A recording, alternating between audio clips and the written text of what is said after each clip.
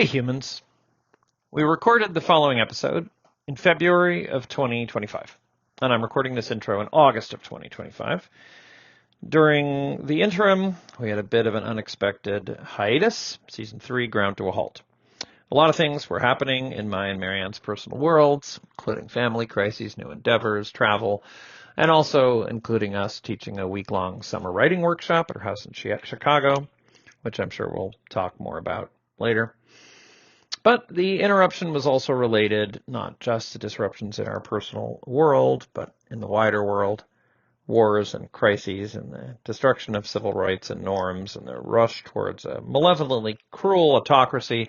I think we both spent some months after Trump's inauguration just reeling and scrambling and trying to keep up, which brings us to the topic of this episode. It's about politics, particularly U.S. politics. In February. A lot has happened since February. Some of the things we predicted here might seem wrong or naive in retrospect, so listen gently.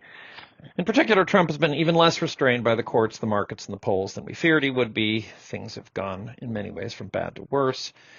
On the other hand, there are hopeful signs we hadn't seen yet in February. Mass protests, like No King's Day, direct action resistance to the secret police in Los Angeles and elsewhere. Signs that Trump's coalition might fracture. Anyway, it's been a long ride since February, but hopefully some of the things we debate about what to do in this episode about tactics and history are still relevant. I hope you enjoy this episode, unless you need a break from confronting the bleakness of politics, in which case feel free to skip it. Season 3 should be back up and running, so there should be plenty of episodes showing up in your favorite app forthwith. Okay? Ready for time travel? Here we go.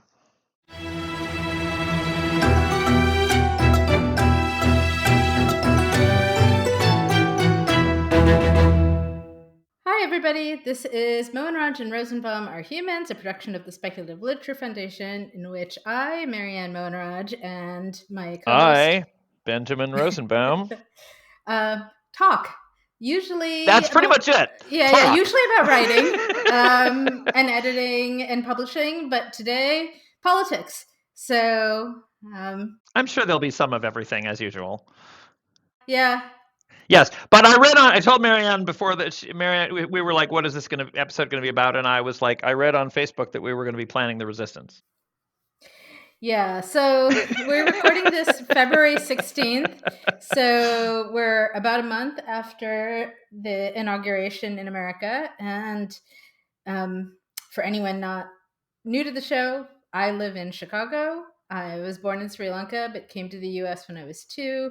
So I've been in America for 50 years, and I am a naturalized citizen. I had a green card, and now I am a U.S. citizen. I have been thinking off and on about whether I want to pay the $5,000 to also invoke my Sri Lankan citizenship. Seems a little nutty, but it's there as a backdoor, I suppose. Yeah. And I'm about to get on a plane Tuesday to fly to a different state in the U.S., but one that's kind of far away, for a writing retreat. And I'm like, I have my driver's license. Should I bring my passport too? Maybe I should. Mm-hmm. So, I don't know. That's sort of where I am. And Ben, born in America. But... yes, I am born in America, and I live in Switzerland, so I am also a migrant. And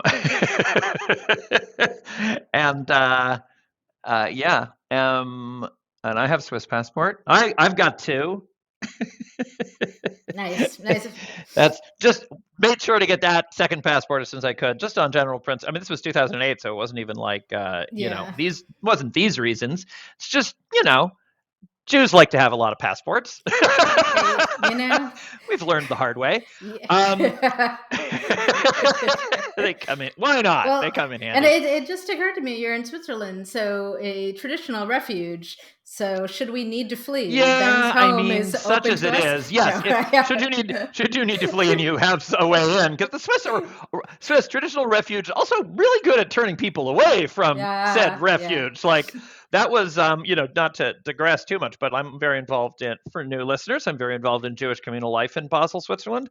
And I at some point sort of figured out that like, a lot of what's going on here on an unconscious level in like the deep memory of Basel Jews is that the Holocaust happened a bike ride from here. I mean, I bike to Germany, we go bike to Germany to go shopping.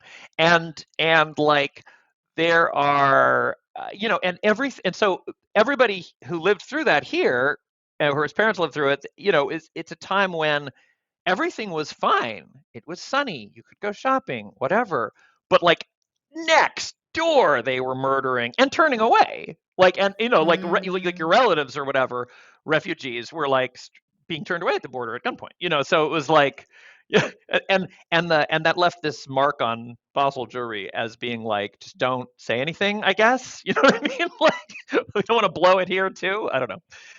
No, it's interesting. I always think that's sort of interesting. I used to teach. I haven't taught this course in a while, Asian American Lit, and which involved a fair bit of Asian American history. And one piece of it was that after World War II, um, you had these Japanese American writers Mm-hmm. who were, let's see if I can remember this right. Issei is first generation, Nisei is second generation, Sansei Yep. is third generation. So they were often Nisei or Sansei, who had, some of them had perhaps been children in the camps, um, and or some of them were born later, and they wanted to write about, some of the writers among them wanted to write about the experience and the history and draw attention to it. And I remember there was I'm blanking on her name. This was 10 years ago I taught this class, but one poet who talked about how her father, she would try to interview him, and Mm-hmm. his response was, no, we don't talk about We that, don't I talk don't about want to that. Yeah. discuss it. Yeah. Right. Yeah. Well, that was very common in Holocaust families too. Yeah. That it's like people we don't know anything. Yeah. I mean, it's actually interesting specifically in Basel, specifically in this little corner of the world that's like right next to Germany, where which has Jewish roots going back to the Roman Empire, where there's not very many Jews, but in the Jewish, like I'm on the board of a synagogue, and the people regularly show up and are like, on my deathbed, my grandmother confessed that we're Jewish. Do you know what I mean? Like, there's a lot of people who are like, I need to figure out what this is about because Yeah. come to find out. And it's sort of like in the beginning, I was sort of like, that sounded like a fanciful story. And now that I've been here a while, I'm like, no, there was just so many people who went deep cover and didn't tell their Right. children and just passed and didn't admit it. That it's like there's like a backlog of people who are like, oh wait, what? Yeah.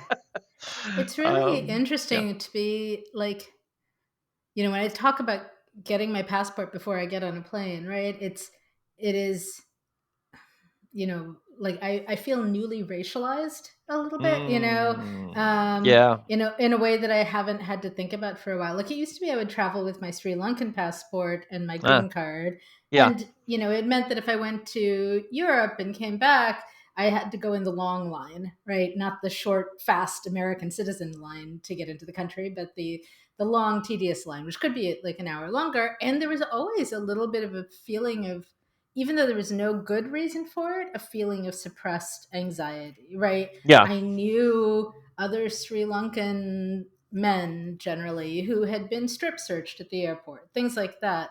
And so there was always this like, what if they decide to hold me kind of thing. And when I got my US citizenship and I had that lovely blue passport, like most of that went away. And now I'm like, oh, it's back. And Mm. and even though I am South Asian, which is not one of the major groups being targeted right now, lots of people look at me and think I'm Hispanic, right? So, Well, and also there's sort of like it is of course spreading because while it's not in the centered mm, focus, there was this whole dust up within MAGA about H-1B visas, right? And that's right.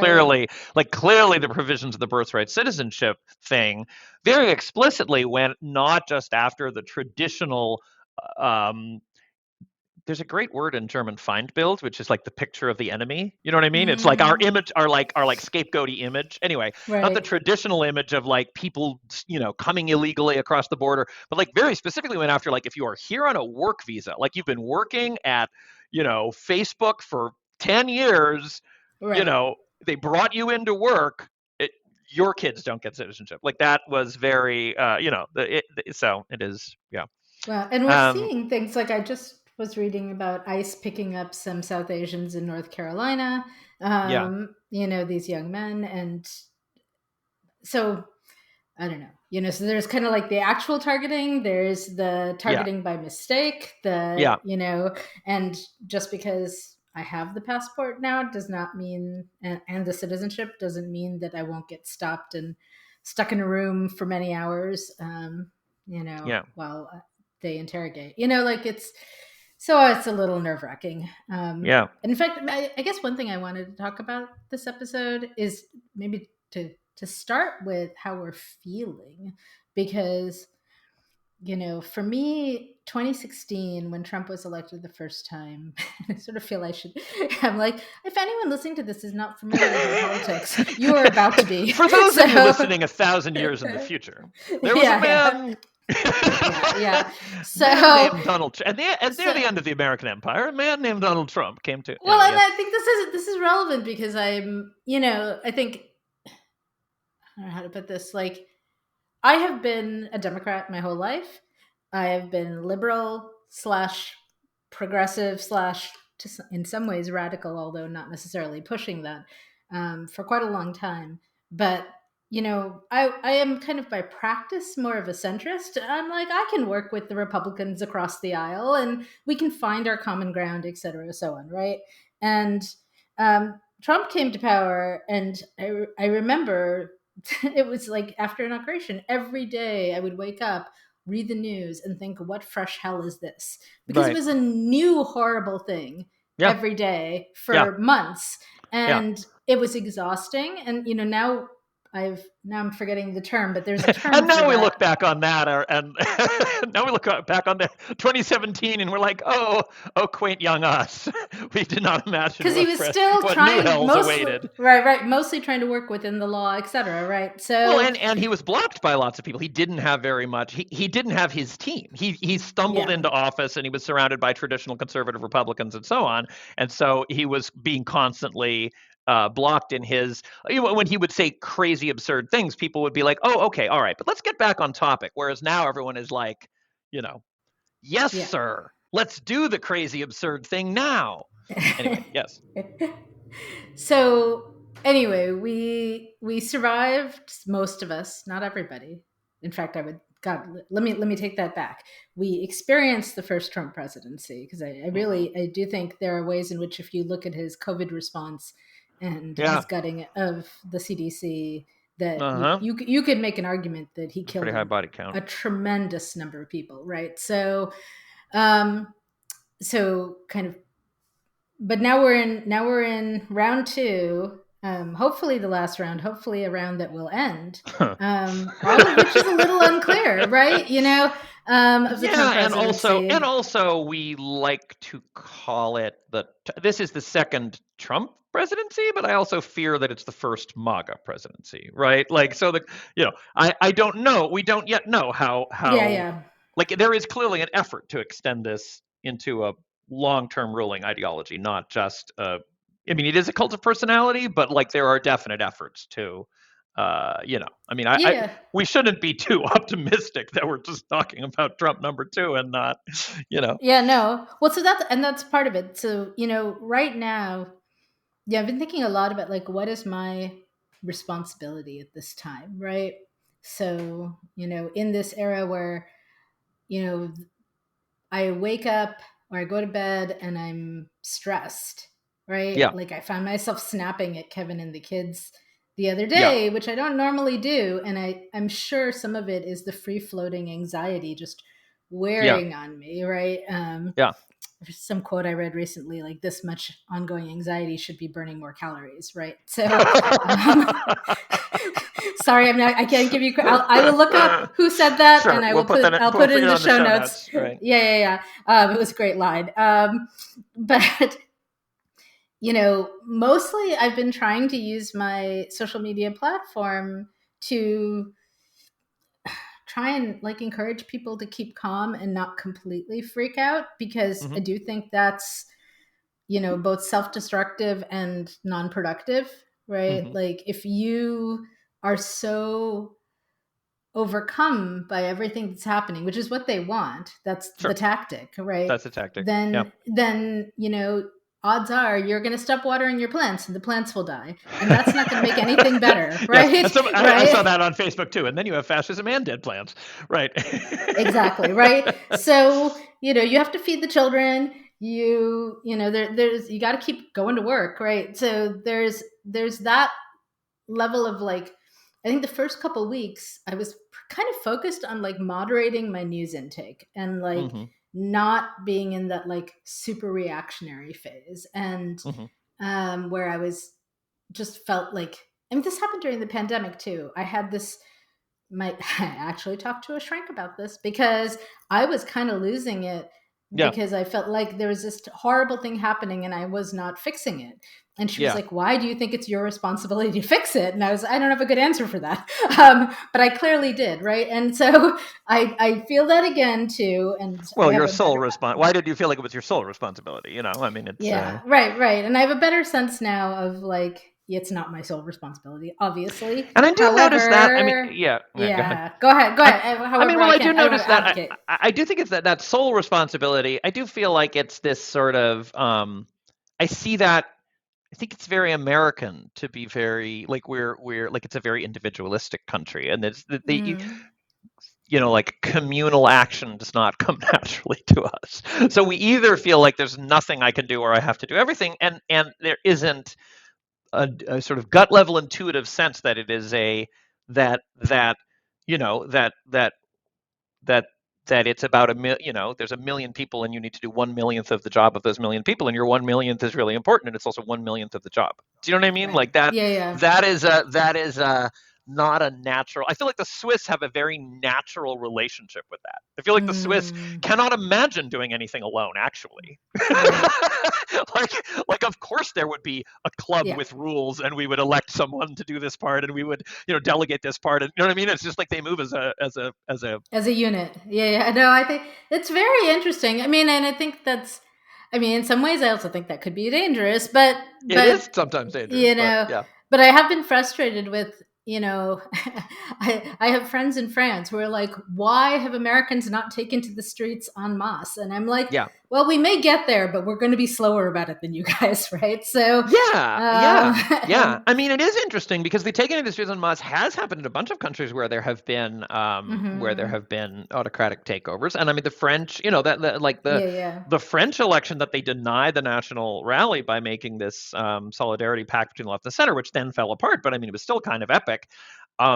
And also the fact that, I mean, it's been completely eclipsed by the war in Gaza, but like part of the reason that Netanyahu had to have an apocalyptic war is because there were 6 months of street protests against his moves to like consolidate the judiciary and like ensure that he would, his reign on power, and there was like mass, like in terms of population, like mass demonstrations, and I mean in lots of places, and that has.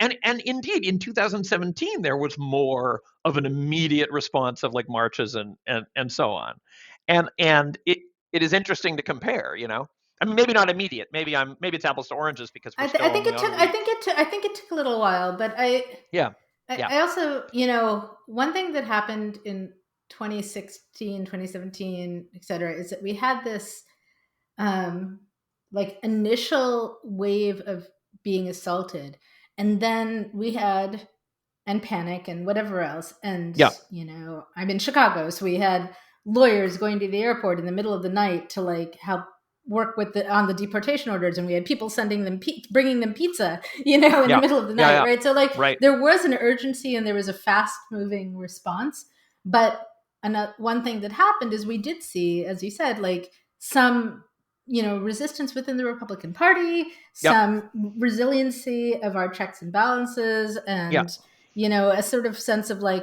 oh, okay, he's going to do some damage. This presidency is going to do damage, but it's not going to completely fall apart. Yeah, like it was a sort of a stress testing the norms and so on. Yeah. And now I feel like so when this presidency started again, I think I've been a little bit in wait and see mode, right? I mean, yes, I know about Project 2025. I was unclear, like how much of it is he going to try to implement? Oh, quite a lot. not necessarily that Trump Oh, you cares thought about that it. was like, it's not even like, it's like, I mean, I'm not an expert in Project 2025, but it feels like, sure, all that stuff is on there. And also, whatever the hell else he thinks of. I don't think invading Greenland was in Project 2025. Well, Do you know that's what I very mean? Like, interesting, right? No, this is the thing. Like, I don't think that he's necessarily super behind Project 2025, but his people are, sure. and Yeah. they're very focused on that. And so, like, Yeah. it's been interesting seeing how much of that he's willing to let them just run with it, and apparently quite a lot. Oh, And yeah. 100%. and Sure. then he's got all his random stuff that he is saying. That they're probably pretty frustrated by, because it's making it harder for them to get the things done that they actually want to get done, right? Like, who knows? Who knows? Yes. I But mean, interesting. Well, I mean, yeah. I feel like, anyway, yeah, go ahead. I don't know. Finish your I'm not thought. on the inside of all that. But and then when he started doing things like, let's shut down USAID, let's fire all the park rangers, let's whatever it is.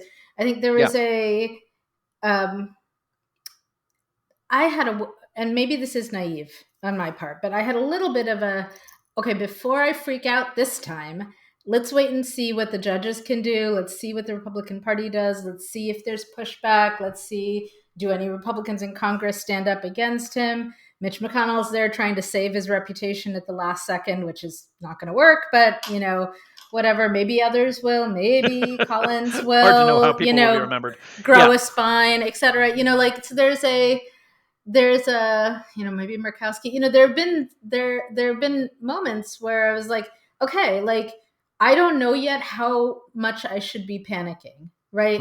I don't, and that's actually kind of where I am right now. Still, is the judges have been pushing back. People have been, inspectors general have been resigning. There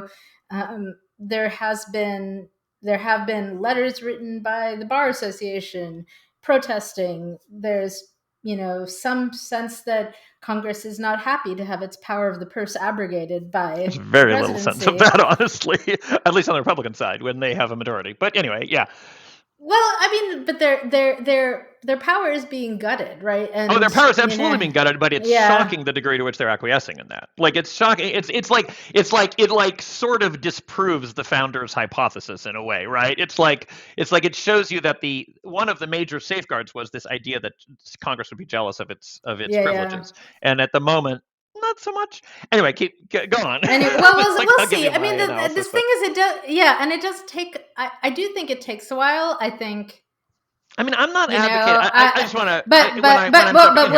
I guess where I am right now, I'll finish. Is that yeah, sure. I'm starting to feel like it is time to, like, we've done some wait and see. We have now a sense of the players and the responses and what's happening. I've had a month, right? I've had a month to watch this play out, and now we need to start really moving on the organizing of the resistance. That's where I am right now. And tomorrow's President's Day. The first, like, more serious protests that I'm aware of are being scheduled for tomorrow. I'm like, okay, it's on my to-do list. Find out where the Chicago protests are, when they are, look at my teaching schedule, see whether I can make it for a while, even though it is going to be butt-ass cold tomorrow. I bet. And I'm pathetic. I realize that sounds really pathetic, but it's going to be like 0 degrees. Chicago in the winters. It is. I'm formidable.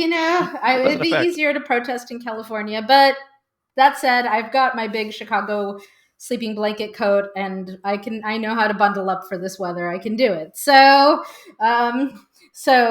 yeah, that's where I am. Okay, I'm passing it to you. I mean, mainly, so yeah. I mean, mostly I'm furious, which I think is good. I'm pleased to be furious. Like, I'm just very, very furious. I posted a thing on Facebook recently. I feel like I have a huge logjam of, like, several things, various things I want to say, which perhaps perhaps will come out here. But I do feel like I want to formalize my thoughts, because I mean, I'm sort of almost stuck in, like, there's nothing I think is particularly tweetable. And it's like one of those long form situations. So there's, like, kind of, on the one hand, like what I wrote recently was like that I these two dangers of like complacency and despair, right? So like if you're listening 1,000 years in your future and you're like, how big a deal was this? Like a pretty fucking big deal. Like it's so that like there's the one side and the other side, and the one side that's important to stress is like how much the first term, the stuff that he did try to do in the first term to break norms and everything, pale at least along that axis. Of course, COVID response and whatever. Like there was lots of stuff that was very damaging. But like in terms of his ability, Trump's ability to like challenge norms, like he was very hampered. Like it is kind of just like a whole other scale, right? The fact and the degree to which they'd been able to prepare, the degree to which he now has an entire like infrastructure that's built around that's really MAGA, that's not like Republicans. The way that he captured the party and nerfed every possible, and the alliance with Musk, which means he can every Republican is scared that Musk will spend $1 billion, on a primary contender if he opposes, the team. Like there's just like open field. Like the most effective thing that's happening right now is that the courts are still blocking things. So the judiciary as a branch is still somewhat independent. And that's a really, there's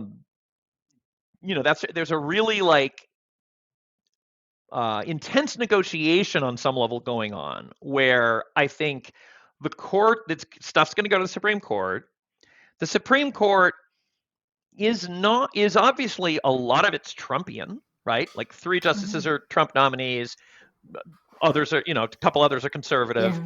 They definitely have a majority. But also, I think the Supreme Court, unlike Congress, still is sort of jealous of its privileges in that 18th century way. And so there's a question of like, where on the one hand, John Roberts is not going to want to be seen as Trump's stooge. So they may actually put up some of a fight, but then also he doesn't want the other thing to happen, which is that he doesn't actually, there's a certain game of chicken where he wants, probably Roberts is incentivized to strike enough things down that he can just demonstrate his independence, but not so many that Trump will actually openly defy him. And the question will be, how many regiments has he got, right? Because that also decreases the prestige of the Supreme Court. And people have been talking about Marbury versus Madison, like the court that the case that established judicial review. And the thing about it is that the court like went up against Jefferson and basically made this trade-off where what the court won was this long-term principle established that the court is the arbiter of the interpretation of the Constitution, and they have the power of judicial review. And what they gave up in order to get that was that they let Jefferson win. So like they completely let Jefferson get away with shit, but phrased it in such a way that established their future right to say no by saying yes now. And I feel like that, people have been talking about that, like that kind of like, so anyway, so there's some level of resistance that institutionally, but so much is and the degree of batshit horrible things that they are doing, it's like they have to constantly top themselves is another, like part of the mechanism is that there's this, first of all, there's this pent up amount of like MAGA intellectuals and 2025ers who've like written all this executive orders for him to sign. And then also like both Trump and Musk are just like attention seeking, like they gotta sound more outrageous. And the entire engine that they've come to power on is like they do something that will provoke outrage, right? And it's like a well-oiled machine. They do something that will provoke outrage. The establishment politicians and journalists and so on talk about how terrible it is. And the kind of ambivalent, low information voters who don't really like the institutions and kind of hate everything see that the establishment is yelling at them and are like, these are the good guys, right? Like that's their electoral recipe, and it works very well. But there's this level of ramping up where it's like at a certain point, mass deportations don't sound scary anymore unless you're going to be mass deported. But like a lot of people tune out, and then they have to say like, we're invading Greenland, and then they have to say like, we're ethnically cleansing all of Gaza. Like they just, you know what I mean? Like we're giving Ukraine to Russia. Like they have to come up with a new thing that will make everybody freak out. And we have to like do Hitler salutes and scold Germany for banning Nazis, right? Like the overtness and the extremeness and even the absurdness is part of the recipe, right? And that's That's one bit. One bit is like, I'm more angry than scared. Like on the one hand, it's Mm-hmm. terrifying, but on the other hand, I'm like, mainly fuck you. I mean, this may be a personality thing. Sometimes I swear I wonder whether it's a testosterone thing, right? Like there's no, like I'm a this is 55-year-old man. I don't know my no, but it ain't what it once was, my testosterone. okay, this is totally a sidebar, but Sure. I'll just note because I think it's interesting, right? Like I have a trans friend, and she has been journaling transition stuff, and Sure. one of the things she posted was that she cries a lot more easily now after taking estrogen, and I'm like, that's that is fascinating to me. I cry very easily. I cry when I'm angry. I cry when I'm stressed. Uh-huh. I've always hated that. It's very irritating. It is just like a bodily response Sure. Uh-huh. that I have no control over, and it just makes me wonder, like, as we're facing all of this, if my response to the stress is to want to cry and like hide in my bed, and your response is, I don't know, to be angry, I just wonder how that shapes our action going Sure. forward, Sure. right? And Yeah. maybe that's something to be aware of, right? I think there As is room for all human emotions, and all human emotions are good. I have a sidebar to your sidebar, which is that, and this is a kind of like urban legendy apocryphal thing because I don't have a source, and maybe we could find one and put it in the show notes, and if not, take everything I'm about to say with a great grain of salt. But my impression is that there was a study, and I believe it kind of went like this, and I don't know how I don't know what the manipulation was where they, maybe Jen Volant would know this as a psychologist.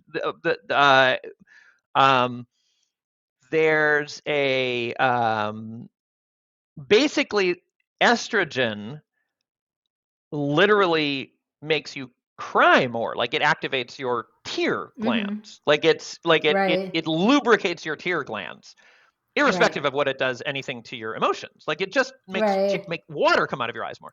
And they observe people during transition. The people transitioning from going on estrogen said that they, oh, well, I used to be more angry than now I'm sad. And they did some kind of test where they, I don't know, gave people something that made them cry more. And it turns out that if you just have an elevated sense of emotion and there are tears coming out of your eyes, you're much more likely to attribute that to sadness and therefore feel sad. Like you can Mm. like you can essentially, by if you like give people something that makes them Yeah, cry, yeah, they will yeah, yeah. report being sad rather than angry. Do you know what I mean? Like it's like No, no, no, I do, but that's what I part mean. of Like our, yeah. I cry when I'm angry. I don't get angry Yeah. all that often, but I Yeah. cry. I'm still angry. I'm not Yeah, sad, yeah, yeah, yeah. right? But a lot of times So, people like but yeah, interpret yeah. themselves based on like what they observe themselves doing. It's kind of like we don't have purely internal access to our emotions. We like kind of construct a narrative about what we must be feeling that then informs what we're feeling. Um, anyway, so sure, yeah, it's also gendered. It's also socialized gendered. Like sure, hormones are real, but also like I was trained to be angry. But yes, go on. But maybe like a relevant piece of this is, I hang out in a lot of online spaces for women, right? With the Yeah. Oak Park working moms, et cetera, so on, right? Yep. Where, we're talking about like, I need emergency childcare today or whatever it is, right? Uh-huh.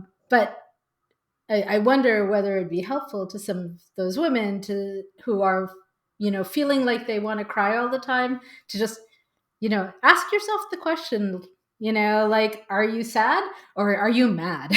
Right? Because it Right, right, maybe, right, no, right? Like, right. because maybe Yes. it helps to like Uh-huh. realize that like the reason you want to cry is that you're mad, and maybe that's now Yeah. something you want to channel, Yeah. something that Yeah. anyway. Yeah. I mean, I find anger very useful. I think anger's my friend. I Mm-hmm. find because I think it is an active emotion. I mean, I generally think that this thing about gender socialization is very true, and we should be encouraging men to be sad and women to be angry. like, because Mm-hmm. whatever emotion was banned for you as a child is probably one that you need more access to, and like the world Mm-hmm. would be a lot better if men could feel their sadness. Mm-hmm. But also I think being angry is um, often an alternative to feeling despair or overwhelmed that gets you moving, right? Like anger is an emotion that prods action.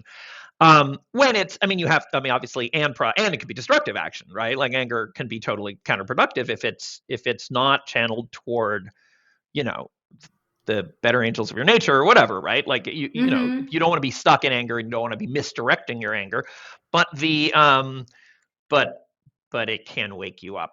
Um, so the other piece of the thing I was saying, like on the one hand, it's overwhelming because it's so outrageous and there's so few checks, and that is terrifying. It's terrifying that it just I like sometimes I step back and I'm like this like it's very science fictional, right? Everybody's been saying it's Mm-hmm. now a cliche. Like I remember when that was sort of a new thought, but like the fact that this is that like we're in parable of this sower or whatever, um, you do have this feeling of alienation, being like, really this? I mean, that maybe that's a factor of my age too. That you're like, this is where we ended up. This Mm-hmm. and Who were saying, like, when he was elected and people were freaking out, I saw lots of, people outside the country saying, oh, don't worry, America, you have these checks and balances and you're going to be fine, right? And so there is a sense of like, these are such strong embedded things, and then you find out that they are and then he blew crumbling. through a whole lot of Yeah, them. yeah,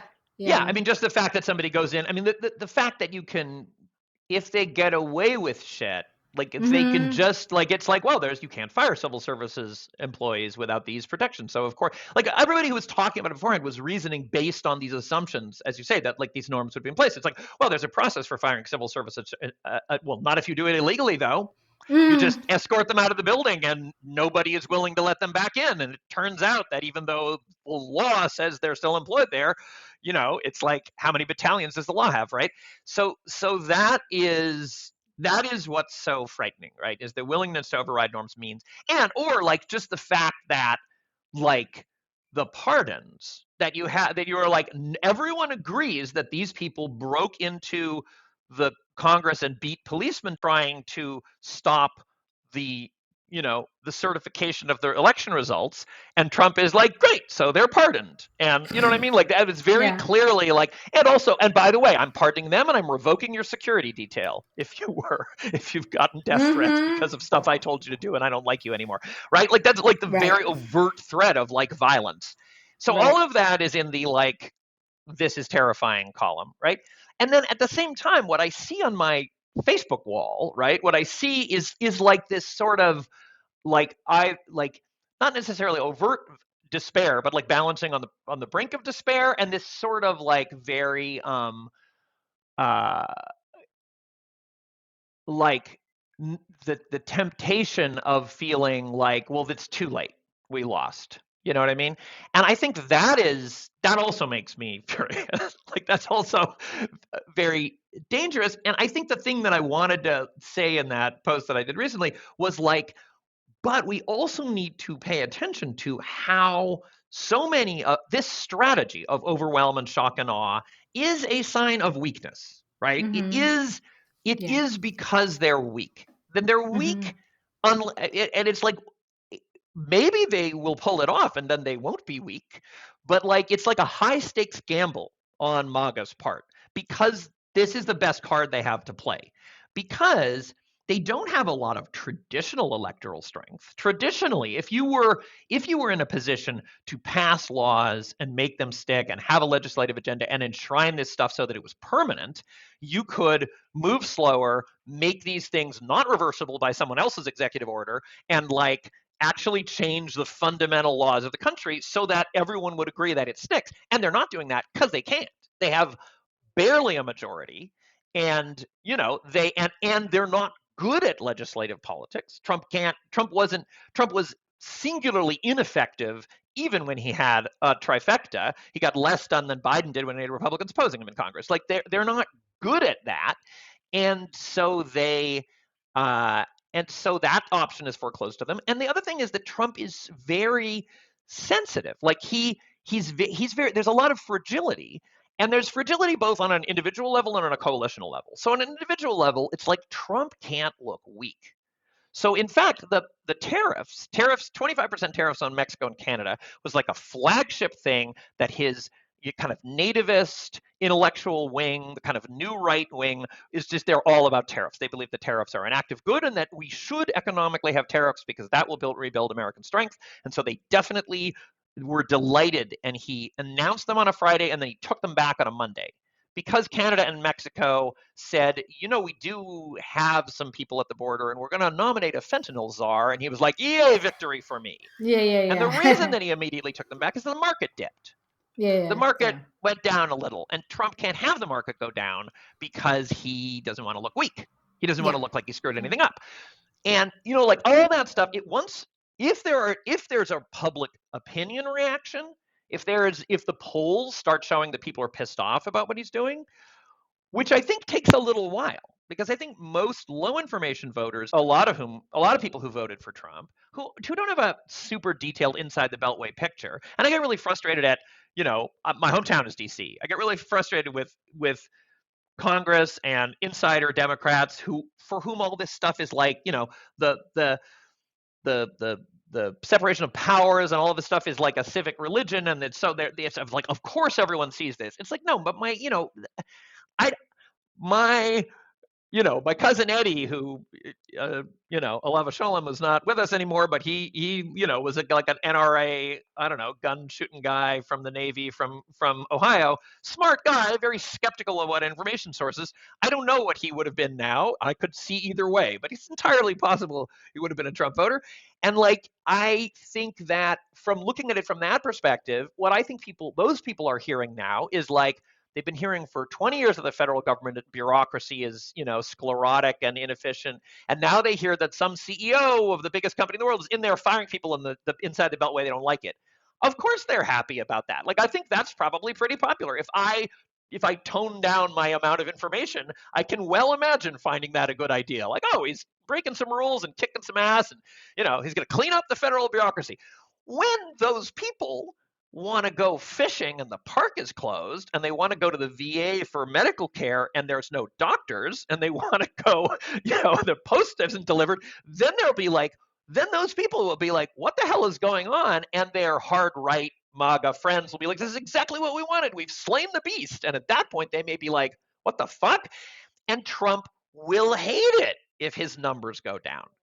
And there's another piece of it, which is Bannon and Musk don't give a shit about Trump's poll numbers, and Vance, but them not caring about their poll numbers is a great way for them not to be Trump's friends anymore. Do you know what I mean? Yeah. So there is so much leverage. It's so not done yet. There is so much ways in which popular opposition, and so on, and their coalition is super fragile because because he's promised everything to everybody, and half of the MAGAs want to go back to the Republic of Gilead, and half of them want sex, drugs, and rock and roll, and half of them want tariffs, and half of them want they can easily fracture. So it's anyway. That's the non-despair council. It's like No, I agree. I'm going to pull out a couple things out of what you said. Yeah. So one, I've been consuming more political stuff than I normally do, right? I've been it's interesting how much of it is focused on these individual people's characters. Trump's character, Musk's character. You were talking about this some. And sure. I think that's fascinating because it's obviously relevant. It's particularly relevant in this weird cult of personality. Right. Usually much less relevant than it is now. Well, and that's the thing. That's part of it. It's I'm like, I am the kind of, politician, whatever that it.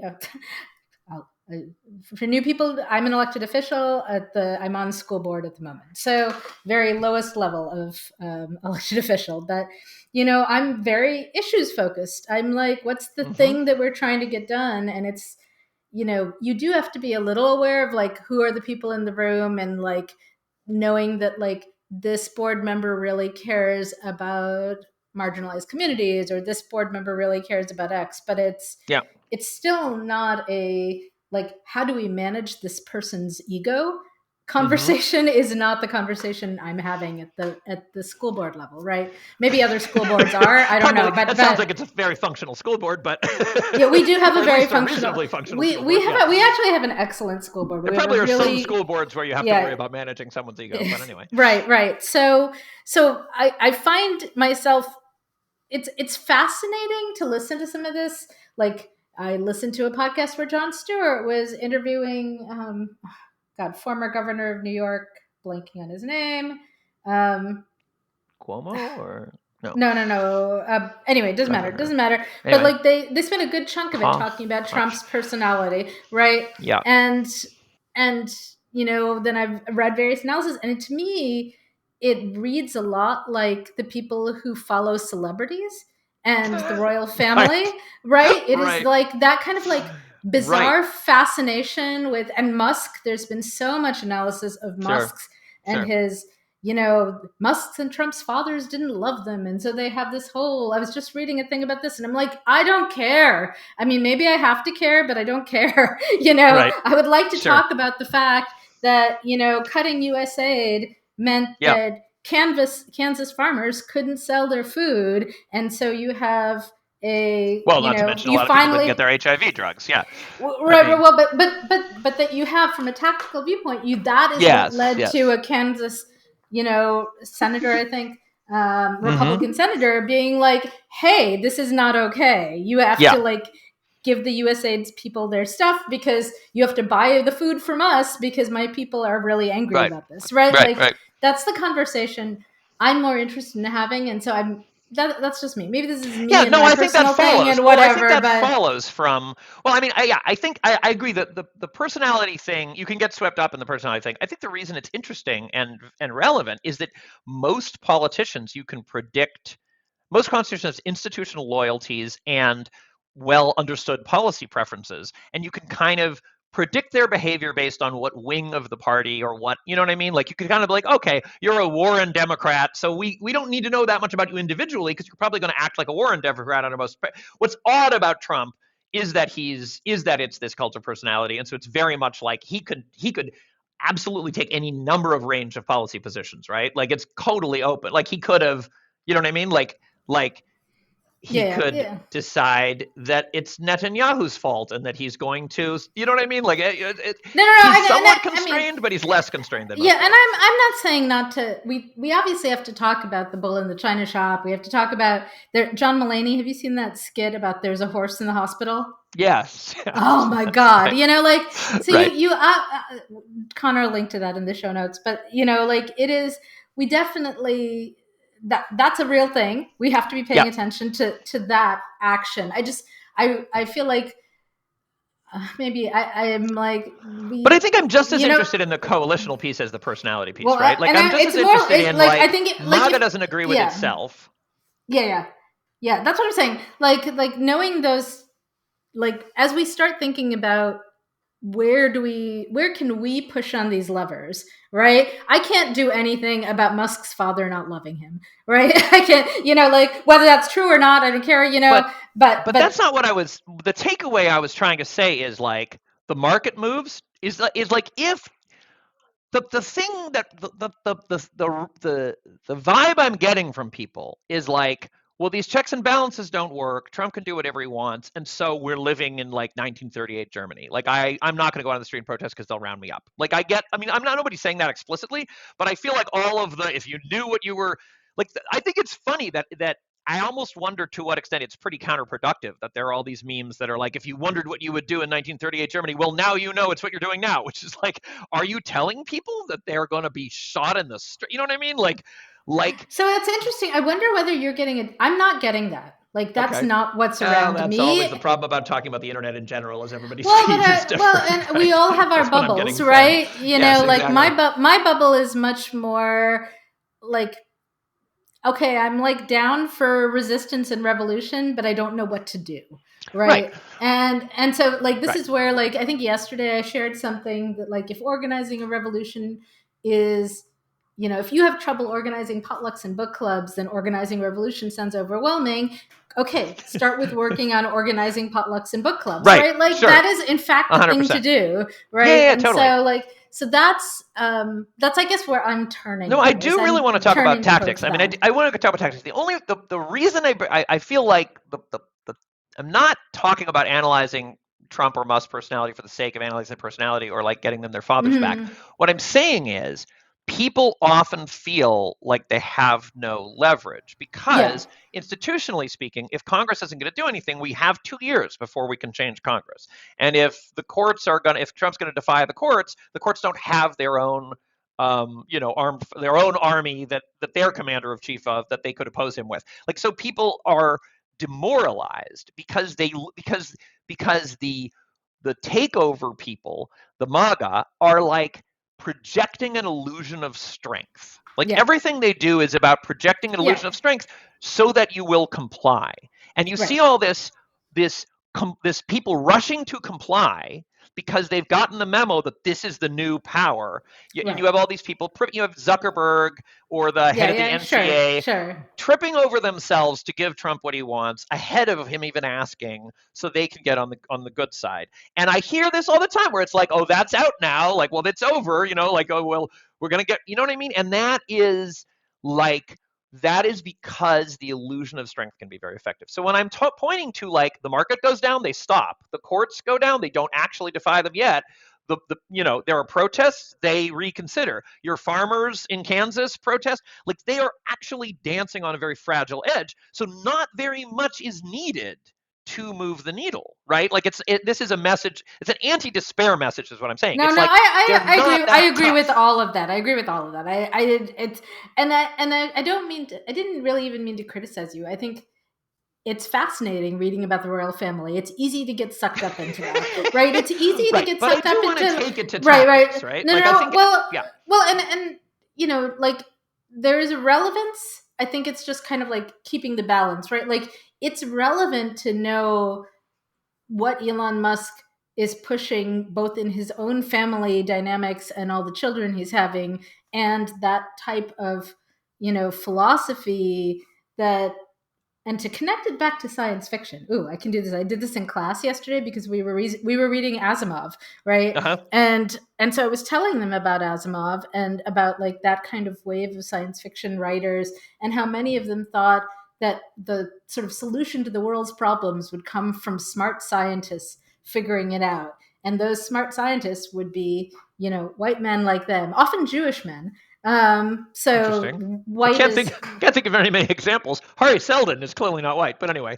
but Asimov is raised by Jewish parents, right? And Asimov's very Jewish, but I think he's writing in an era where you don't put explicitly Jewish right. That's what I meant. I didn't mean that the characters were Jewish. I thought it was so a lot of those writers at the time, right? But in any case, smart male scientists will fix everything, and then that gets linked to this eugenics kind of thing and therefore they should have lots of babies, and therefore they should be in charge. I do think it's that feels more Heinlein than Asimov, but anyway. Okay, that's a whole separate conversation. We should both reread the astounding anthology by Alec Neville-Lee, not anthology, biography, and then we can have a good discussion of that.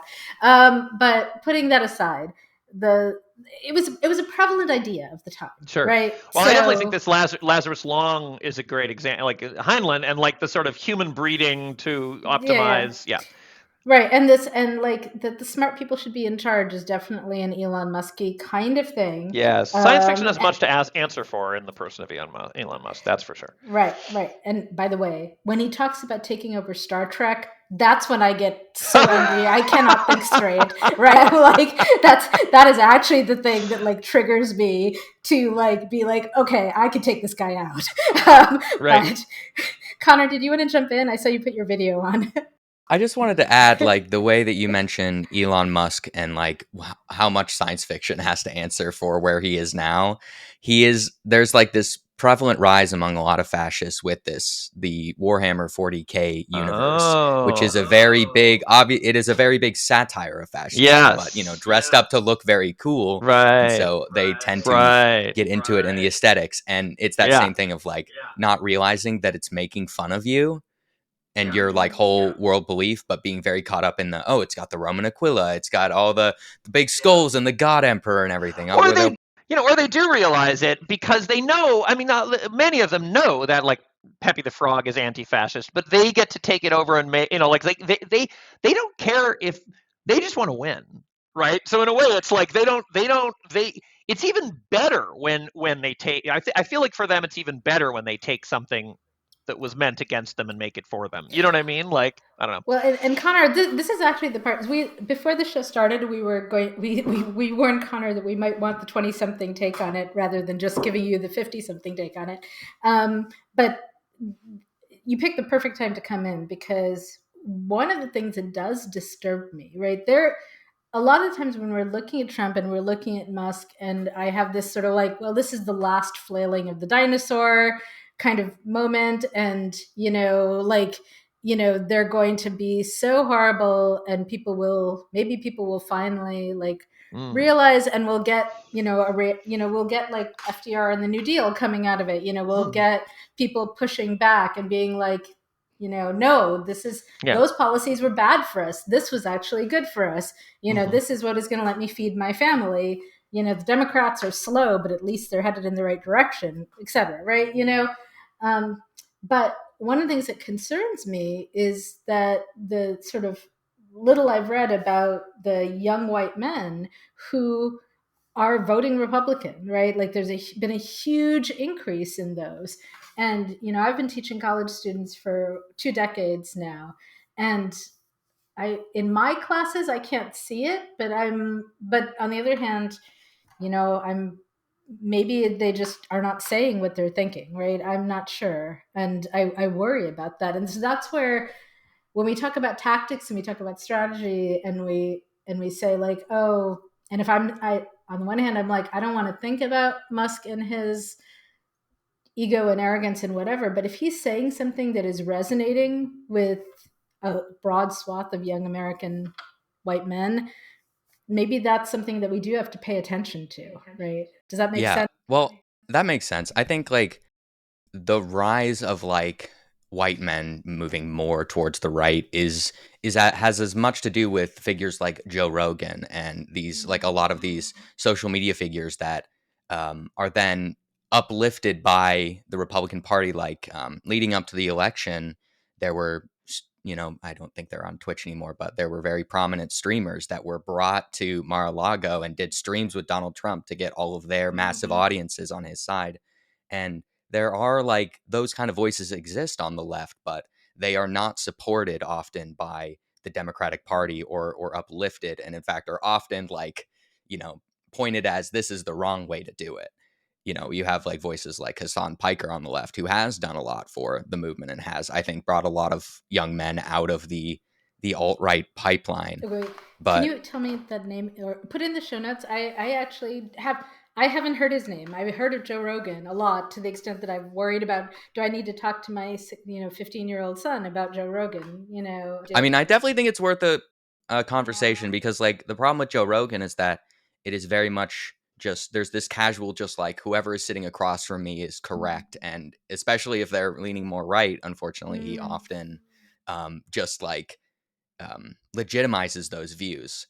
Hassan Piker he came from the Young Turks, and he is like a Twitch streamer, but basically spends 8 hours a day covering political news live. And I think he did a lot for me in my political journey, and has done a lot for other young men. But we don't have a lot of these voices, and they're not given the amount of power that they need, or like the legitimization by the big political organizations like like he was invited to the DNC in Chicago, and he streamed, and then there was a moment near the back half of the DNC where he was booted from his like room, and they like kicked him out. God, which was not a good look. Yeah, it's not a good look. Yeah. And I think there's kind of a rising I don't want to say hatred, but like a lot of my generation especially has completely lost faith in the Democratic Party. Right, sure. Yeah. And I think talking about the reasons for that is important. I want to spot you said it's interesting. It almost feels kind of 2017, that you're kind of like this rise among white men. It's like, hey, I think the white men are already like quite distributed, but like in 2024, Trump won the plurality of Latino men. This isn't right. I mean, like Right. the damage is a lot farther than that. Yeah, You know what I yeah, mean? yeah. We're not just talking about and I think that is a thing where there's this. This is also where I want to go back to talking about tactics and talking about the Democrats is important because there is a way in which there's a degree of fighting the last war, and there's a degree of like not like it is necessary to at the same time be like furious or completely opposing and absolutely calling out what the fascists are doing.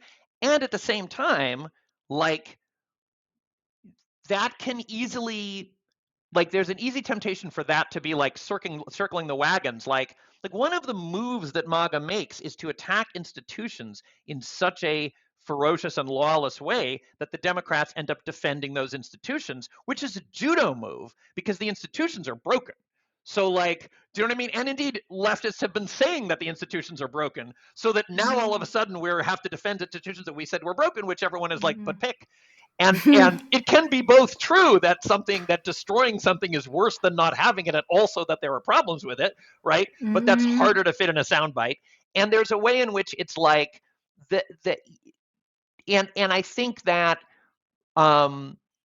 it's like I think so many the bubble thing is real, and that leftists, it's so self-evident to people, not just leftists, in every corner of the American world. It's like you're in this information bubble now where everything you think is so self-evident to you that it's obvious and everyone must see it, that you are proceeding on. Do you know what I mean? It's like it almost feels like the fact that more than 50% of Latino men voted for Trump, Democrats, it just feels like that sort of washes over them. They have a glazed expression in the moment, and then they go on talking about like the 2017 demographics. Like there needs to be a curiosity there about really what happened, right? I agree. I think, I mean, the reason I was pointing to the young white men is mostly because of the young part, right? Like that there was a long sense of like, if only we could turn the youth vote out, then we could, then the Democrats would win. But as it turns out, that's not necessarily true now, right? And so that's an important shift. That's what I was trying to point to. Yeah. I think I'd like to turn this to, okay, so two things I just want to be sure that we say. Ben, you've been using this term low information voters, and I'd like to just tease that out a little bit more to say that I think there's like three types of information problem that they're contending with, right? One is low information in the sense that a lot of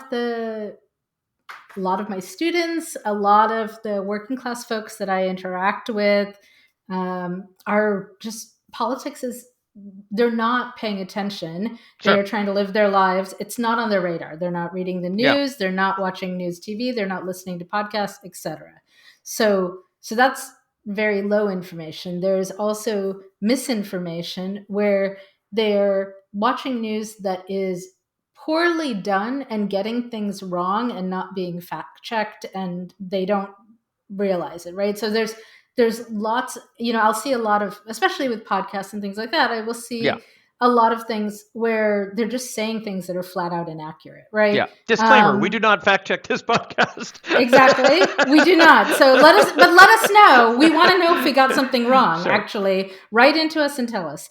And then the third thing is the active disinformation, right? So low information, misinformation, and disinformation that they are being actively lied to. And I wanted to bring that out because, my dad, I think I've mentioned, has voted Republican his entire life. He's an immigrant. He's a doctor. Even though he's a brown man, he, kind of like, he votes with what his perceived social class is, I think, which is the professional doctor, plan to be rich class kind of thing. And, and he watches Fox News almost exclusively. And he, didn't like Hillary for reasons that he could never articulate, and just didn't like her, and and like couldn't bring himself to vote for her. And the only reason he didn't vote for Trump the first time was because all three of his daughters called and yelled at him until he stayed home that day. Right? That was literally what it was. Right? Stole his keys. Yeah. We didn't convince him, but he was, but we, were able browbeat to him. make him hesitate, I guess. And so I think the one thing that troubles me that I really think we need to work on is this question of the media landscape. And I'm again, like, that feels overwhelming. I don't know how to fix the fact that legacy media, these large things, have been largely bought out by the rich people and are saying what they want them to say, right? Is my impression these days. And that's very unnerving. Like, there are sources that I used to feel like I could trust that I'm not sure I can trust anymore. And I'm looking to, I'm trying to like reset, like, who do I actually trust to be trying to be accurate? And, I think there are also, and just to finish. And so, like, part of what we need is to map out that landscape. I feel like that is a useful task that people can be working on. So, like, Heather Cox Richardson is an American historian who has been doing daily summary updates that both highlight some of the important things that have happened that day, but put it in a historical context. She is brilliant. She is wonderful. She has a larger social media reach than one of the like big legacy news media places, right? Mm-hmm. So people have found her. Some people have found her, but I'm guessing that when I mention her to my students, they don't know who she is. And I don't know who's speaking to the 20 somethings. Like, I want to build a map. I'd like somebody, I don't want to do it because I'm overcommitted, but I want somebody to build a map of, like, what are the media sources, who is doing the work that we can trust to be accurate and fair. I don't know. And I also think like there's what you're saying is very true, and also there's again a danger of flattening, where it's like the distinction between, like, the rich people have bought the legacy media. Like, there's a distinction between when you're talking about, like, Fox News and when you're talking about the New York Times. Like, do you know what I mean? Like, because there's a distinction, but like the Times has been I have been so frustrated with the Times reporting the last month. The New York Times have had, I think, like, especially when you go back and look at things like their coverage of the war on terror and everything. It's interesting because, like, they are different because they're definitely approaching issues from different sides of the political spectrum, but, like, they all are in service to the rich people who own them. I think that the reason I think this rhetoric, the interesting thing is that there's this leftist rhetoric that is true, but it has completely backfired. Like, having spent 25 years telling everyone that the institutions are corrupt and rigged by the rich, now the very rich have managed to capture that narrative, because most people supporting Trump support them because they believe that the New York Times is rigged and captured by the elites and serving the rich. All right, but Ben, what if they actually are? No, but there's a yes but here, which is that if you make a binary of does this big institution that require a lot of money serve the rich, if you make that a binary, and therefore you put in the same category an institution which has, like, a bunch of internal processes, right?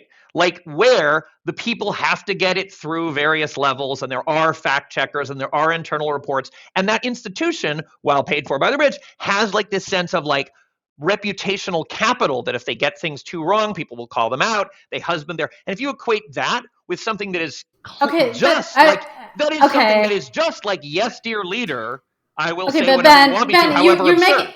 You're making a big jump here.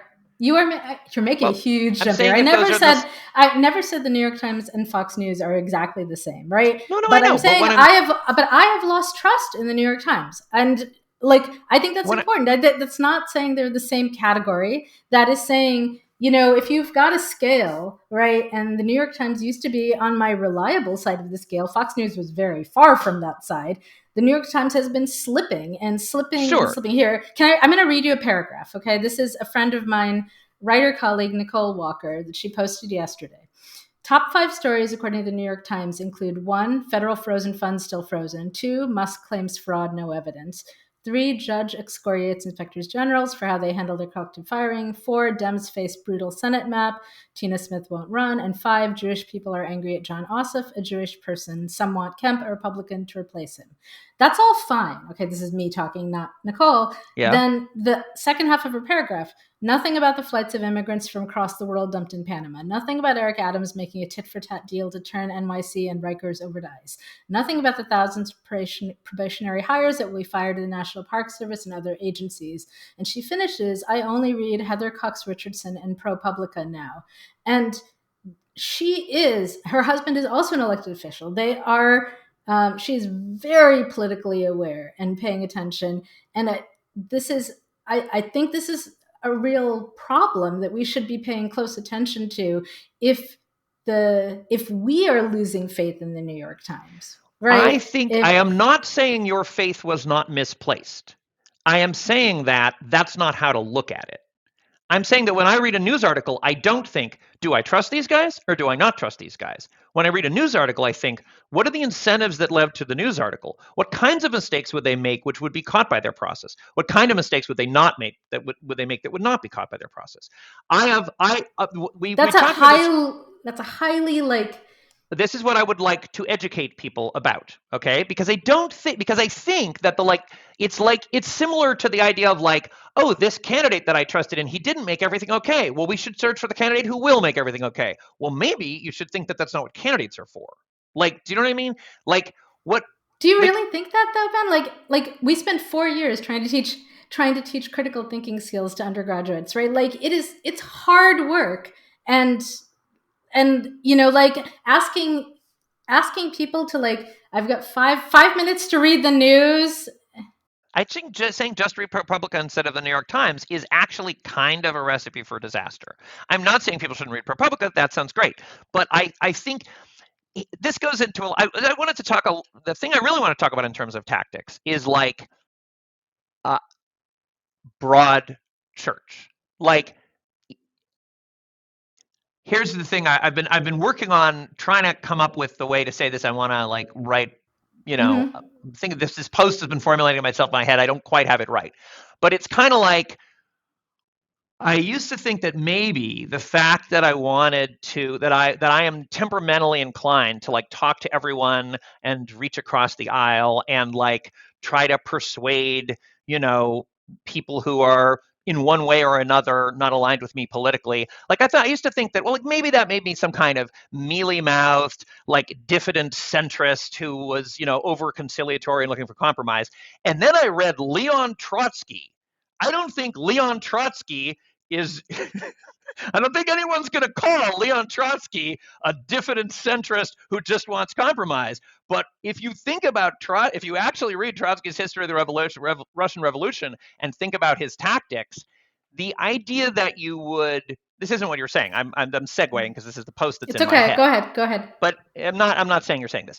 But what I'm saying is that what I see the left doing, like, it's weird that we don't have a supermajority given the right's problems. Given that the right is like a personality cult of wacko fascists, the fact that the left also doesn't manage to command like a stable majority of American politics means that it's also hurting. And I think one of the ways that it's hurting is this,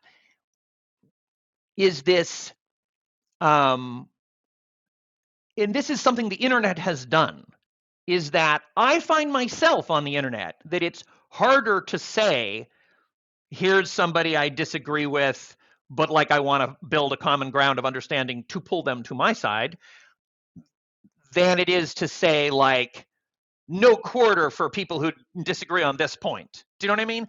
And so it's like the sense of like,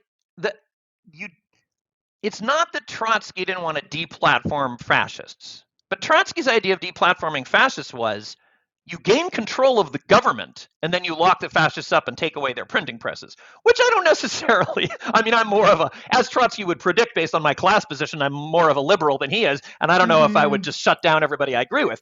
But the idea that you would deplatform them when you had less power, Trotsky would think was dumb. Not that it was immoral or unethical, just that it was dumb.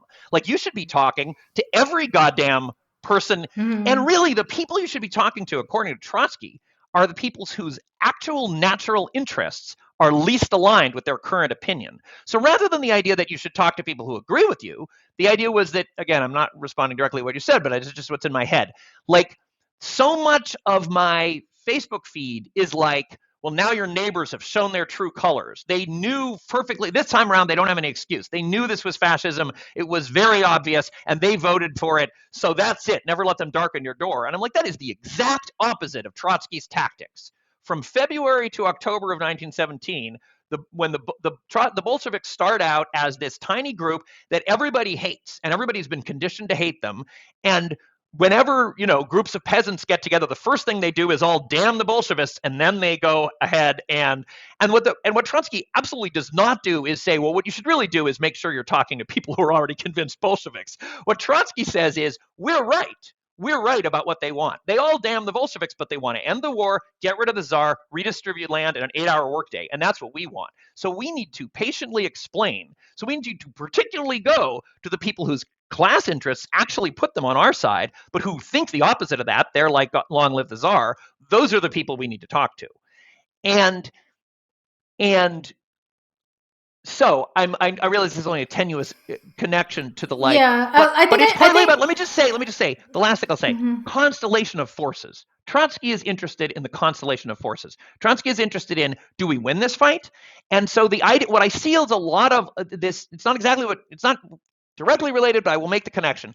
The deplatforming conversation, where it's like when Sanders went on Joe Rogan, the left gave him a lot of shit for it. Everybody was like, how can you do that? Joe Rogan is Islamophobe. He's a homophobe. He's terrible. But who is platforming who? Do those people really think there were more Sanders voters who were exposed for the first time to Rogan and became Roganites than there were Roganites who were exposed for the first time to Sanders? Even Joe Rogan was like, oh my God, I agree with Sanders and I endorse him. So it's like this idea that. So the idea is, the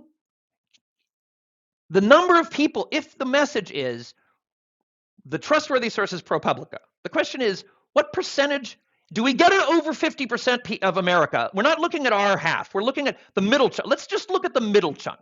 Is the message to the middle chunk of America to say, like, stop reading the New York Times? If you tell them stop reading the New York Times, that's all corrupt bullshit. You should read ProPublica. Is that what they'll do? Do we win that fight? Does that work? So can I give an constellation example? of fortunes such that, yeah. Okay. Sure. So I'm going to take this. To turn the light. I think I can connect these two things. Sure. So a little more strongly. So okay. I'm going to go back to Israel and Gaza for a moment. I have a friend, Alex Gurevich, and he and I were having a conversation. I hope he's okay with me saying this, but I think so. Not long after the attacks. And he's Jewish. He was very upset. He said some things that I was like, I don't think those are correct. I don't think they're accurate about what Hamas was doing with faking deaths in hospitals, et cetera, so on. And I asked, what are your sources? Where are you getting this? And he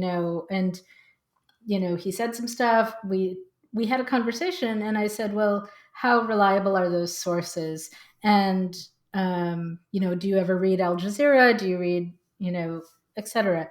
And he was like, and he's a very smart man, right? But he said, well, he said something like, how can you know, et cetera. And I was like, well, people have charted this, right? So, and this is a tool we use in college. And I think probably my daughter's high school civics class may well use this. The League of Women Voters links to this. We'll link to it in the show notes, right? So there's a chart by a group called Ad Fontes, the interactive media bias chart. The one where I found on a quick search is from 2022, where they just map for you on one axis the bias from left to right, like this particular publication is more on the left, this is more on the right, and on the other axis their reliability, which is at the sort of more positive end, they do fact-based reporting, they check things, etc. In the middle is kind of opinion, high variation in reliability, which might be this podcast, I don't know. And, down Sure. at the bottom is things like contains misleading info, contains inaccurate, fabricated info, right? That's the disinformation that I was talking about before, right? So I think it's a very useful chart because you can then look at it and be like, all right, like who is at the top in terms of accuracy, but neutral? You get places like AP, right? A little bit to the right, but still fairly accurate. You get things like the Wall Street Journal, a little bit to the left, still fairly accurate. New York Times, a little less than the Wall Street Journal. So that's what you're talking about in terms of, we want to educate people to be able to look at these and see where the bias is. And I completely How does this jibe with your I don't trust the New York Times anymore, you should read Yes, ProPublica? I'm getting there, right? Okay. So, because I think you just made a leap, Ben, that I don't know why you made that leap, but so I'm totally with you on this. I would love to see every American like integrate this kind of thinking into how they approach news and just kind of know like this is the source and this is the bias that they're coming from, right? What I was saying that I've found personally upsetting is when a source that I had previously assessed as being high reliability, etc., is suddenly dropping in that. And, and then the question becomes, why are they dropping? What pressures have been put on them? We just had, who was it, like a major economist, right, who just resigned for the New York Times, I think because he said that he was not being allowed to speak freely. It may have been Krugman, actually. Yeah, I think it's Krugman, right? So like, sure. That's what I was talking about. I'm talking about like that is very distressing to me, and that is what's pushing me to, for this moment, we need to reset this map, and specifically for Americans right now who are trying to figure out, okay, who can I listen to in my 5 minutes in the morning? That is what I can allot to this today, who's going to give me a quick, accurate picture, right? And we've talked about, and know where their biases and so on. But we've talked about the chart before. Right? Yeah. And as I said then, I think it's like that is great and people should have that. And also, I actually think you should probably do a sampling where you're looking from different parts so you can compare them if you have more than 5 minutes. But when you say, the question always in the background of this chart is if you say, well, this chart shows that Alex might well have said, who says, why should I trust your chart? Because it just kind of pushes the, it's like, why should I trust the New York Times? Well, the chart says, well, why should I trust the chart? And well, there's an answer. There's an answer. Yeah, go ahead. Okay, go on. Well, I mean, the League of Women Voters, for example, is a nonpartisan organization. I've been a member. I've gone to speak to Congress people about it, and like but the way a lot of the yes, and there used to be an American consensus but I mean, I expect you will find that I will be interested if we inquire with the MAGAs if they think it's a nonpartisan organization, because I think part of their whole strategy is to take all the nonpartisan organizations and label them as left wing, right? So again, you got to start somewhere, but yes. Yeah, it's not that I don't believe you. It's just that you can't point to the chart to resolve the epistemic difficulty of, like, do you know what I mean? Like, I believe you about the chart, but here's why I believe the chart, and why I think that it doesn't. I'm not sure that if you say, well, they need to revise the chart now to take account for the fact that Paul Krugman quit the New York Times. I agree that's a thing one should sound the danger alarm, that there's more pressure. The New York Times is actually an interesting example, because the LA Times and the Washington Post, billionaire owners, forbade them from endorsing Kamala Harris, and they caved. And the New York Times did not. So it's like what I think you're seeing is like, yes, those are the fact that the entire billionaire class is like turning, right? And so all of the social media platforms and all of are now in the hands of people who want to play ball with the right, and the hard right, that back in 2017 they wanted nothing to do with, right? Exerts all these pressures, and you have to understand those pressures. But there, and you have to look at in what context they're like. The reason that what I think that chart is evaluating is institutional processes. And it's not that I don't think that the billionaires are pushing on. They certainly managed to get the New York Times, the Washington Post, and the LA Times editorial boards to cave. Notably, there were editorials about how that, like the LA, like their editorial board caved, and then they had a bunch of news stories about how they'd been forced to cave, which is a mechanism that is part of the institutional and structural process. I'm not. There was a bigger cost. No. But what I'm saying is, there's a bigger cost to Jeff Bezos in manipulating the Washington Post than there would be to somebody who owns, right? And so what that's measuring is those processes, right? And like, it's not that I'm agreeing with you that we should be worried about the pressures that are being put on the things. So that's all I was saying is that there's a distinction between, but I understand that that's all you were saying. But what I'm saying is the list that you gave about, like, they reported this accurately, they reported this accurately, they reported this accurately, they ignored this, and this, is like, that is what you would expect from the legacy publication that has to be cautious, right? Like, as I said when we talked about this before, you were saying, like, that, there are these are institutions that have fact checking. They have, and what my point was when we last talked about this was, when those institutions ran the show, we would never have heard about George Floyd, right? Before everybody had a phone in their pocket, the mass endemic police brutality in America was not reported. And that's the point I'm trying to make. The reason that they didn't report on police brutality, and the reason you can trust them about, the firing of the attorneys general, those are the same reason. It's not that they're good or bad. It's not that they're reliable or not reliable. It's that they are cautious. Caution led them to underreport brutality, and caution leads them to correctly report what they do report.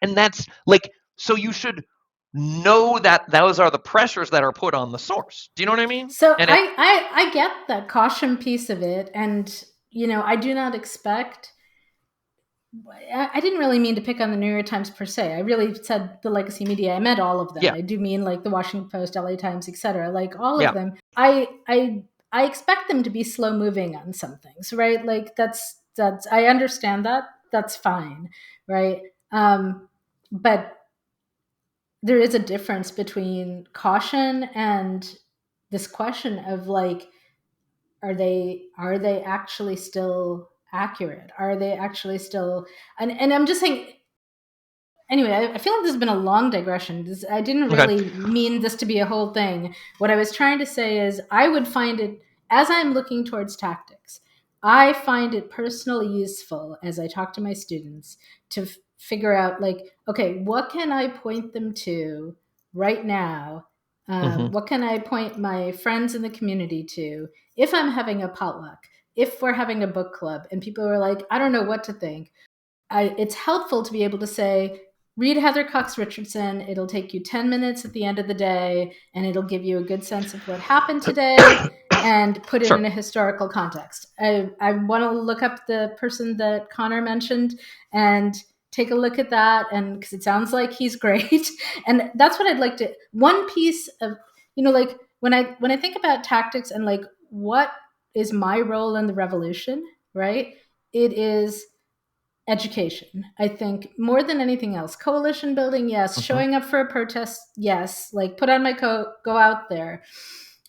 What skill set do I have? My skill set after all the academic training is to, go through a whole mass of data and try and figure out, quickly what's worth paying attention to, and then highlight that for people who did not, spend 5 years on a PhD, and say, like, you have other things to do with your life. this is my sense of like, here are some good sources for you to pay attention to right now. That's what all I was trying to get to. Well, I think that's a great kind of work, and that does segue. We should get off the topic of like reliable sources because there's lots more to say. But I think we should. We don't have that much time left, and I think we should talk about tactics because there's less to say about tactics. So one thing is I think you point to something very important, which is that it's an ecosystem, right? Like it's not like there is. And again, I see a lot of like sort of there's one way to do itism, right? And it's sort of like there's a lot of work that's happening on different scales. I think I get a lot of I think we should be putting enormous pressure on the Democrats in Congress. I think they're going to cave if we don't, and I think them getting calls every day, this is why are you cooperating with Trump's agenda, is great. I also think that there's an expectation that there's a lot, I hear a lot of like expression of frustration of like, well, why are you even like sitting in these committee hearings? Why aren't you, yelling at this point, what would it take for you to yell and throw eggs or, chain yourself to the desk? And I think that's sort of like, I don't know, you could go yell and throw eggs and chain yourself to the desk. Like what a congressperson could do at this point is actually kind of an important, do you know what I mean? Like being slow and judicious because you have to at the same time, because there's a lot of things that happen to happen. Although they could really up their social media game, but I would also argue that like there needs to be some more like listening to their, especially like you mentioned, like, Democrats getting a lot of calls to resist Trump and resist these like takeovers. But there's a lot of reactions from the Democrats that are like annoyed with that reaction. And they're saying like, we got it. We'll handle it. Go bother someone else. And it's like, that's crazy. Exactly. This is if not now, when is the time for you to take a more radical? And them being annoyed is a good sign because that means you're getting through. Keep at it, keep annoying them, because you do have to push. You do have to kick officials' asses, but also they are in a position where, like, actually their main job, because of where they are positioned, their main job. It's not actually, they don't actually have necessarily the power. They can educate, they can raise awareness. What they really need to do is build a case. They're an opposition party. What they really need to do is any of their effort that isn't directed toward a blue wave in 2026, it should be carefully considered. Because for them to chain themselves in front of the bulldozers or whatever, great if it will give us a blue wave in 2026, right? That is their job. Their job is, now, will there be fair elections in 2026? That is also somebody's job, but it's partly, you know what I mean? They're not like, you might think they're better positioned than they are to arrange that, but they don't actually have that much institutional power to make sure that boards of elections are run fairly in 2026. They can't pass a law, and that's really all they can do is either pass a law or win the next election. Those are their main. So there's a way in which, and I actually think it's kind of smart, like when Warren says like, well, we excoriate all of these terrible things they're doing. And also I'm happy to pass a bill with them on these areas. I agree with them. And a lot of people are like, well, how can you? But it's like, yeah, but except that is a way to win. Like that, her job is to win.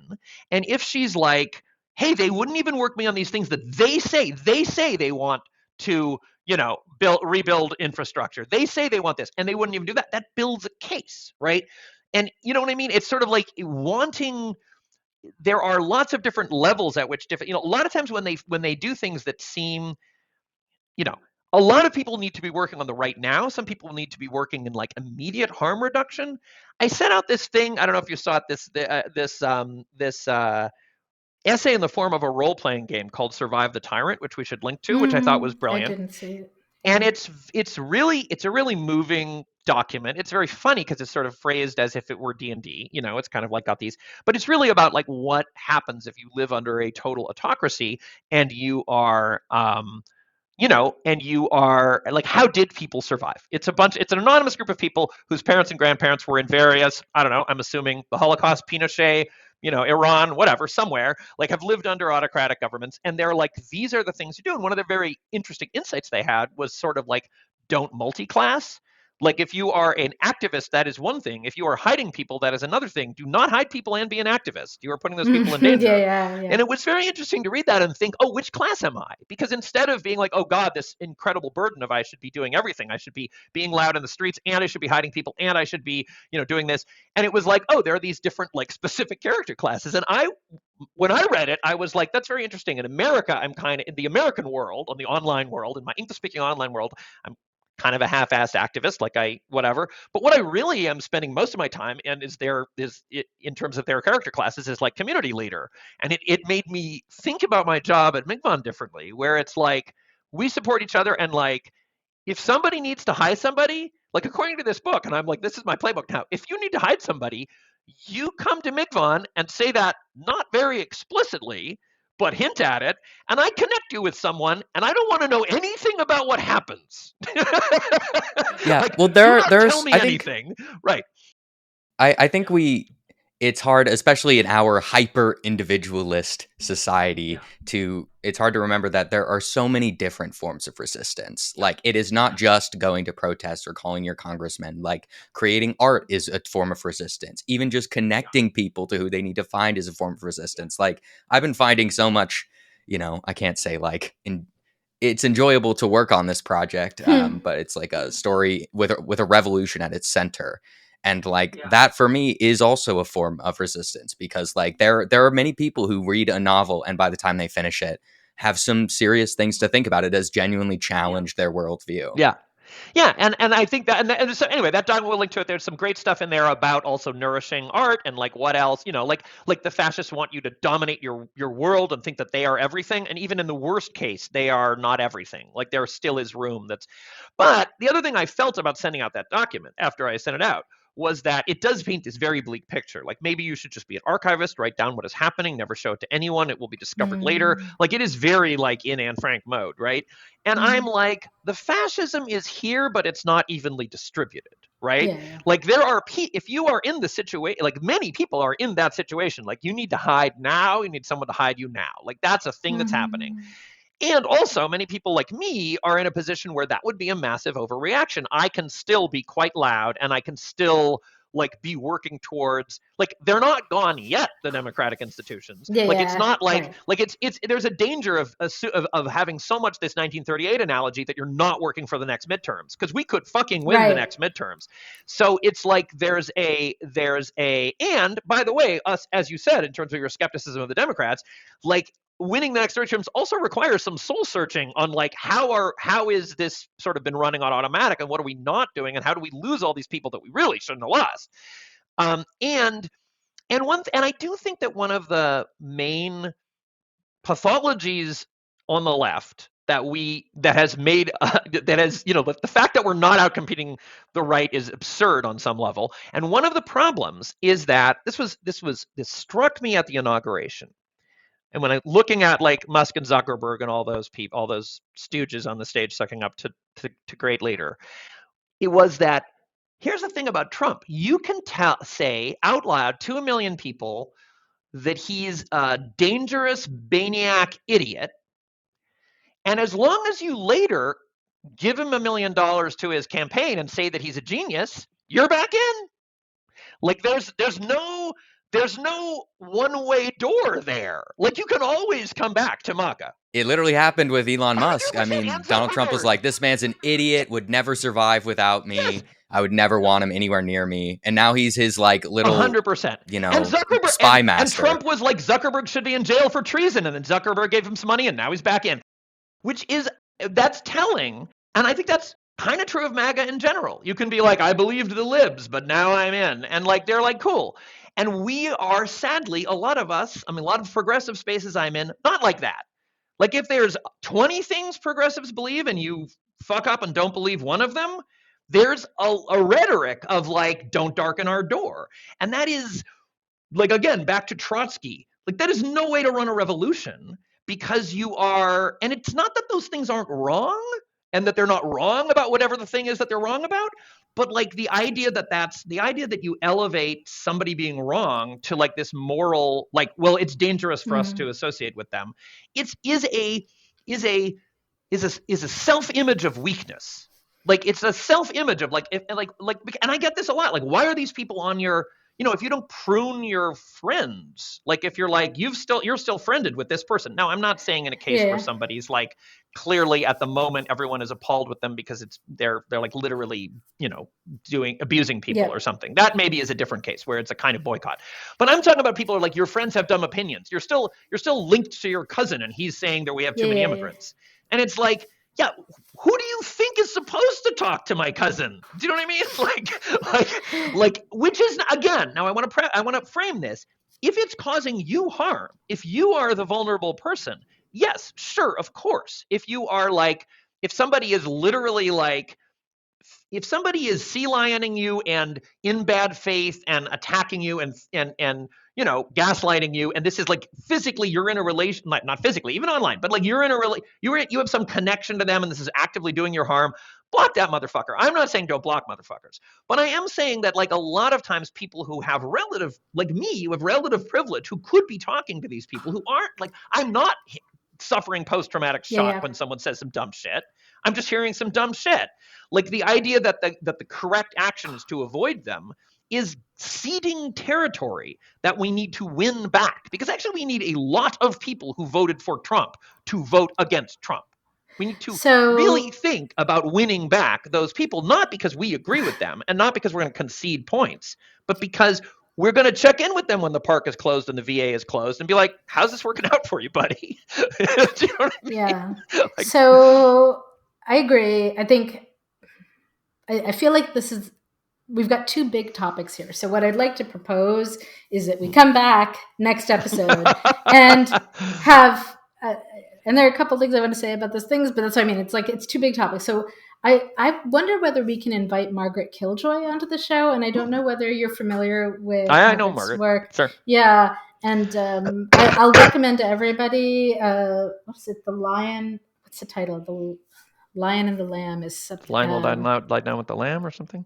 No, hang on a second. Let me get the title. It's a short sci-fi novel, and it is The Lamb Will Slaughter the Lion. It's relevant. It's very much not The Lion Will Lie Down with the Lamb. Sure. So, right. Which is the biblical line, right? Yeah, The Lamb Will Slaughter the Lion. Margaret is an anarchist, and I guess I sort of feel like you and I, Ben, are both of the broad church kind of approach, and it might be useful for us to have at some point a real debate with somebody who is well, and I do want to say that too. But here's wait. But hang on. I'm just say thing too, but I want to say something about debate and broad church. Yeah.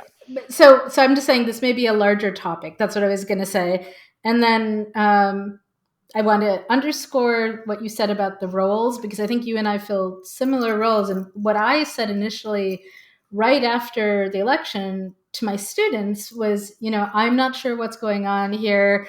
It's a distressing, hard time. I don't have all the answers, but what I can do is connect you with resources. And so if you need an immigration attorney, if you need an abortion, talk to me and I will help you find the people who will be able to help you. And so I think that is kind of Ben's and my role in the world is, I think, largely that. And so, we don't have 5 million listeners, so I can probably say, like, if you're hearing this podcast and are like, well, I really do need an immigration attorney, drop us a note. Maybe we can help, right? So, and then I wanted to end with, for me, and then I'll pass it back to you to say whatever you'd like. Like to start the tactics conversation, I do have like 5 things I think I can recommend right now, right? So here are my five things. One is to call your representatives. This is for Americans. The 5 Calls app makes it much easier. If you find the whole idea nerve-wracking, I'll say that, when I went with the League of Women Voters to meet with one of our local Illinois state senators, he told us it was really useful having people come in and tell him their personal stories of how something was affecting them, some policy shift, not just because it clarified the situation for him, but because also it gave him a story he could potentially use when he was debating on the floor of the Senate. And that everyone he's talking to is a person, and that person is potentially moved by an individual story. And, as an elected official, I get emails sent to me all the time, and I generally don't respond. There are too many of them, but I read them all.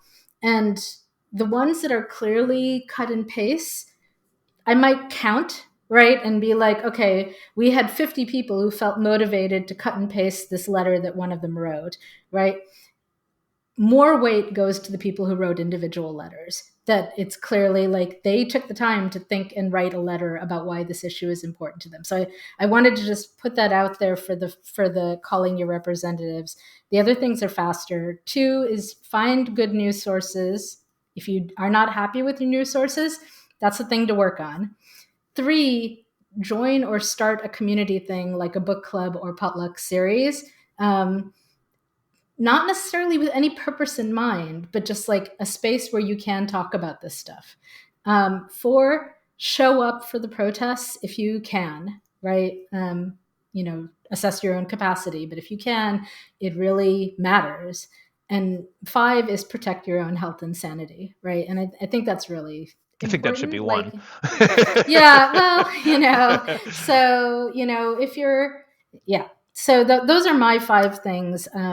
And then I'll turn it back to Ben. You can argue about any, I have a couple of comments. Yeah. One is, I actually have a question for you as an elected official, because I'm curious about your experience. What about calls versus emails? Does that make a difference? I'm sort of operating under the assumption that there's sort of like an opportunity cost. Like, I hate calling on the phone, so that probably counts more. I would say that so at the local level, they can't call me. We have our emails posted, but not our phone numbers. Yeah. At the state level, they have, offices that you can call. Yeah. And my sense is that the senator is unlikely to pick up the phone. Sure. Right. So they're not going to hear the individual story. But they count, right? The staffers will be counting. So it does matter to call. I do think email, if somebody is reading the emails, a staffer does sometimes flag like this is a particularly moving story, and then passes that on to the senator, right? Yeah. Possibly with a call too. I actually don't know. Like, I assume those calls are recorded, and so it's possible that they could play a call for the senator, but I don't know off the top of my head. Yeah. Well, that's interesting. That's a good point. I was sort of thinking of the opposite, but that actually suggests that, like, in some sense, I think my takeaway is if you have a good story, email is probably a good idea because it could be quoted and passed along. Whereas if you're just trying to be counted, maybe a call might be better. Okay, keep yourself safe, call your representatives, found a book club, find reliable news sources. What was the 5th one? Show up to protests. Show up to protests. Okay, great. So those are all good. I will say I just have a couple of thoughts. One is the thing about I would love to have Margaret Killjoy on. I don't know that it's a debate because I'm not saying I'm not willing to debate. I'm always willing to have a debate. But it's like, debate does frame it like there is a thing that you should do. But who is you? Like, I don't know that Margaret Killjoy should talk to Margaret Killjoy's Trumpist friends, but I think some people should. Do you know what I mean? Like often things are framed like, and I think this is also a really self-destructive tendency. It's like, should you be a centrist or should you be a radical? Yes, you should. Broad church. but you're the centrist. You would say that the radical might not. I mean, am I? There's a question of tactics. Like, I don't think there should be borders. In terms of what I believe, I think genders are made up. I know, except that there are the fundamental biological tapestry of centrist isn't the word you're looking for. Centrist is not the word you're looking for. You're a conciliator. You can say you're a conciliator. No, I'm saying people say, should you be a centrist, should you be a radical? But I mean, it's like, I feel like we don't have I feel like we don't have a radical in the room, and I would rather they made their argument than us trying to. I understand. I would argue. I definitely am not an anarchist, but I would say I lean far more radical. I think the framing's just a little weird. Like, what do I have to believe in to be? Do you know what I mean? Like my assertion. Are you sure Margaret Killjoy believes any more radical policy things than me? Can you name one? Well, she thinks that we should get rid of all of the police, for example, as I think that too. 100%. The entire criminal justice system? Definitely. No question. Really? Yeah. I mean, what do you mean? Like, are you asking how we do that? Like, do I think that, I think you're muddying goals and means. Do you know what I mean? I think Connor, go ahead. You just identified I was going to say, yourself. like, I think talk to Margaret. I'm just saying you're like, you're the centrist. I'm like, am I? Well, I think like especially nowadays, a lot of people identify like the political center as like keeping the status quo, like, and that's not to say we can't move, be centrist and moving towards a more progressive direction. But I think, and I don't want to speak for Margaret, but a radical anarchist is like government is an unjustifiable hierarchy that is like holding people. Oh, yeah, definitely. And it creates oppression by its existence. I'm totally fine with getting rid of government. Here's the thing. You're not talking about tactics. You're talking about end goals. Like, I'm a Grabarian. Sure, I don't think we need government, but that's not tactics. That's not tactics. And I'm not sure, are you, like, what I'm advancing to you is that Leon Trotsky's tactics were not, let's just, like, only talk to, you know what I mean? Like, I am not saying that, what I'm saying is that some people, in Trotsky's terms, need to go out to the villages and tell the peasants about the revolution. I don't think that that's particularly centrist. I think there are several radicals I know. Maybe you don't know these people, right? But several radicals I know who would say everything I just said about calling your representatives, etc., is in fact not resisting the system, but shoring up the system, essentially. And yeah, you're trying to fix the system with the system's own rules rather than like Leon fundamentally says, creating a new system. Leon Trotsky, in History of the Revolution, am I not allowed to quote Trotsky? You can quote Trotsky, but I'm talking about radicals right now, not Trotsky. But okay, go ahead. I'm just saying, disagreeing with your radicals on tactics. You can say that your radicals disagree with me, but the claim I'm trying to make you to defend by bringing up Trotsky is the idea that they disagree with me because they're radical, as opposed to because of a different thing.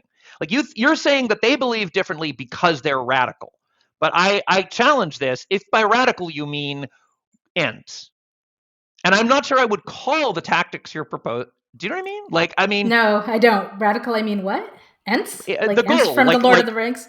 No, the goal. Ends. Ends okay. As opposed to means. Like if you're saying that radical, right? Like, I mean, I'm not saying, like, whatever. All I'm saying is it might be possible to be radical with different tactics. And I'm offering Leon Trotsky as an example. And you could say, well, Leon Trotsky's not radical enough for me. He's too right wing, which is fine. Then I mean, that's okay, I'm not. That's the typical leftist response for any other leftist. Yeah. Okay. So. My point is that okay. That's fine. We can get on someone to the left. To be fair, anarchists are to the left of Leon Trotsky, so whatever. But I guess. But the point is that I submit to you that there are multiple jobs. I actually am more interested in having Margaret Killjoy. I am 50 times more interested in having Margaret Killjoy in my coalition than I am in having Liz Cheney in my coalition. Believe me. But if I only have Margaret Killjoy in my coalition, we will lose. Unless you believe that the constellation of forces is such that we are ready to unleash a revolution. I'm going to tell you what Trotsky actually says. Ben, Trotsky does not say. Wait a minute. Can I just say the thing I was going to say? What Trotsky says. Sure. He does not say electoral politics are good or bad. He does not say that you should participate in parliament or not. What he says is you should participate in parliament until the eve of revolution. He says if a revolutionary party refuses to participate in the parliament before they are sure that the moment is ripe, they are abdicating a responsibility. And the responsibility is that of assessing the constellation of forces and using that platform to evangelize for their position. That is what he says. Now, I'm not saying that I entirely agree with that. And I also think maybe I've overrepresented myself I know I'm not a radical in the way that Margaret Killjoy is radical, but it is like the framing is a little tautological to be, when I'm saying radicals should talk to everyone, and you're like, well, let's ask some radicals if radicals should talk to everyone. And I'm like, well, because I think a lot of the radicals I know would say we are past the point of revolution. That should have been a while ago, and the only reason we haven't had it yet, I'm repeating to you, other people argue, is because of people like you and me who are refusing to join the revolution and are instead supporting the Democratic Party, et cetera, so on, and like Yeah, I just can hear in my head what Trotsky would say to that. Like, why is that? Like, yes, of course there are those people. Like, also, you could predict that I would do that based on my class background. Like, if you're Trotsky. So, like, he had a revolution anyway. I wonder what his tactics were. Anyway, I don't know why we're arguing. We're both broad church people. I'm just saying I don't want to try to speak for the people who disagree with us. I guess what I'm saying is, do you really think there aren't, like, I don't know that I would like it explained to me why you can't do both at once. I would like it explained to me why supposedly we have to pick.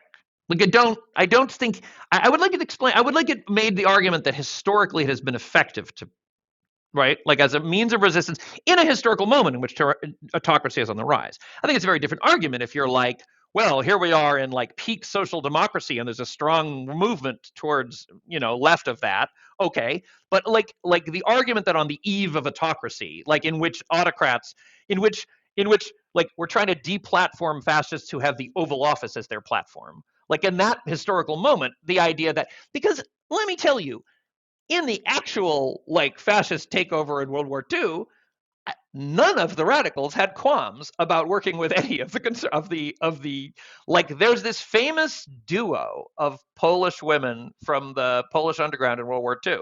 One of whom was like a socialist far left woman. They're both Poles, I think Catholic background Poles. One of them is like an atheist socialist, and the other one, it was a arch conservative Catholic. Who before the war had been quite a vocal anti-Semite, very much like the Jews are to blame, we have too many Jews. And during the war, they were the ones, the two of them, who went around to the entire Polish underground and got them to prioritize saving the Jews.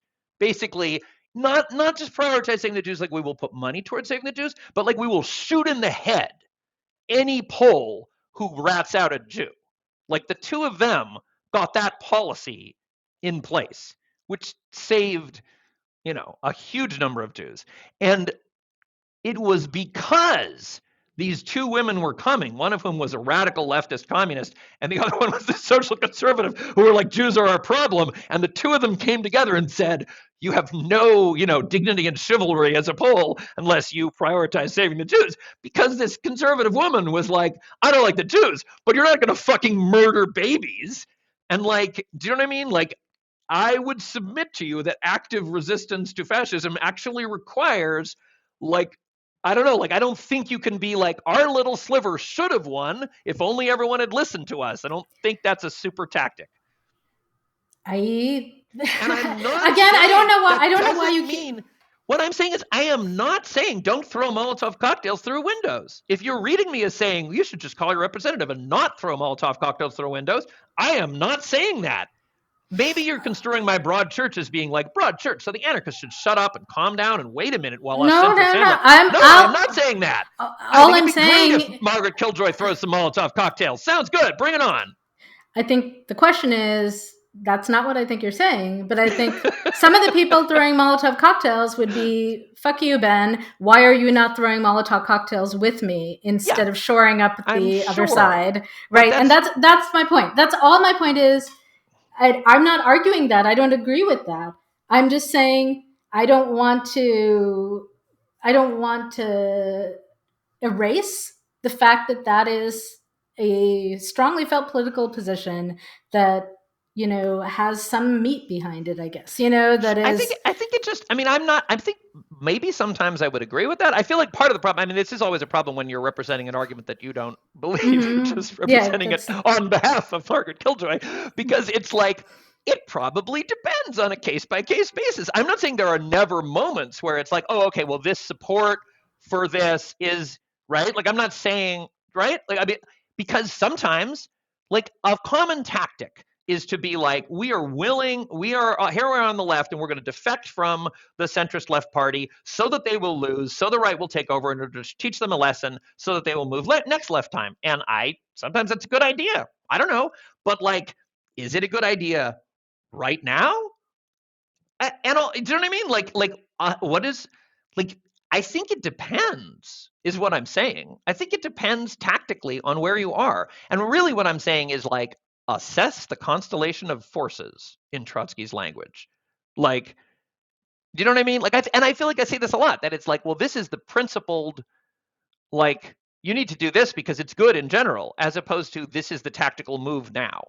I agree with you. I'm not sure why you think I'm arguing with you. I don't know. I think it's, Connor, yeah. You are, I think, like, you are right in that there is not a, like, universal, okay, well, the fascists are taking over, so we just need to respond this way, and that's the chess move to win. It's, there's a lot of talk in leftist spaces about, educating yourself, reading a lot of theory, because then you can apply those, like, material conditions to your own situation and work towards that. I think, yeah, I mean, I think you're right. Like, their tactics, the left is so unbelievably divided, and that's just a long consequence of destabilizing progressive movements, to the point of just not being able to come together to work towards a common goal. Like you mentioned, it connected all the way back to when we were discussing critical thinking skills with news sources. Like, that's such an important thing for now, because as things, things may get worse, but what's the quote? Like, the night is darkest just before the dawn. And I guess I would say this. Let me add something to that, which is, so I'm gonna take your point and let me reframe slightly. This was always a problem of the left. Of course, there's the Monty Python skit about the Judean People's Resistance Front and the People's Resistance Front of Judea. Like the splitting is like a thing. Like, that was, of course, a huge thing. And that Trotsky wasn't a Bolshevik originally. He had, like, there was a million, right? But there is a particular way in which social media has inflected this, right? There's a particular way in which we are living in, like, little bubbles of little bubbles, and we are there is the oligarchs who run the social media platforms. One of the ways that they influence us is that they have built outrage machines in which you know that if you say something snarky and dismissive and cutting, you will get instant dopamine fed in the form of likes.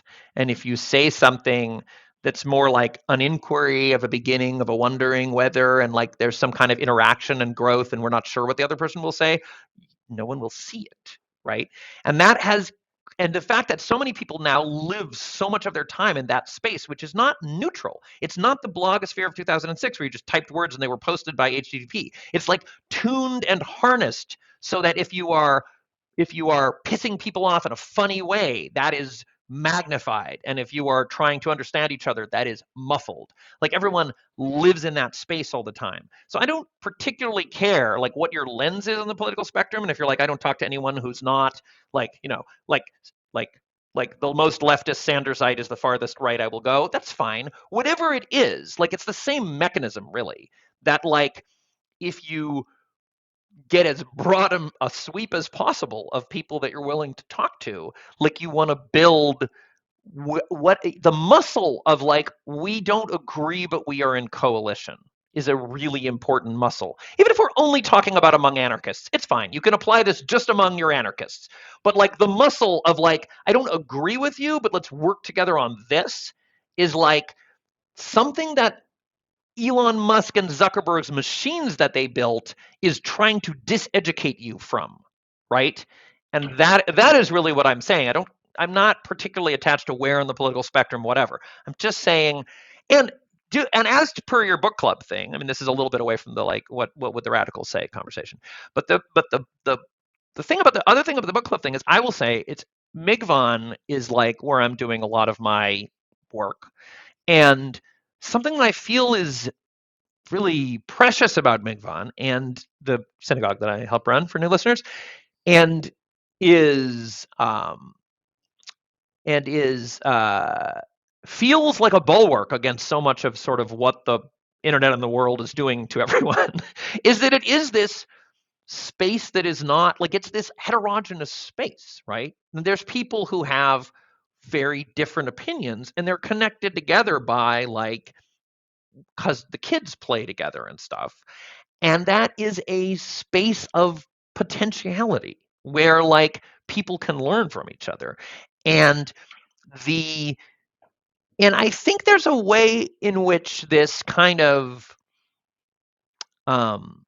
there's this kind of like, again, if you need to protect yourself, you need to protect yourself. If someone is super toxic in your community, is actively harming others, get rid of them. If somebody is causing you problems, block it. I'm not saying don't block people, but I am saying that there's this kind of like, we are being driven into these bubbles, and our ability to like, you know,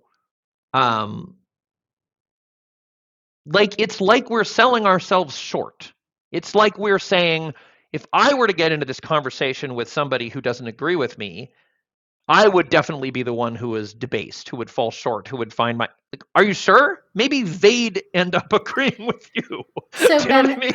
Maybe you'd move them in your direction. I do Anyway. agree with that generally.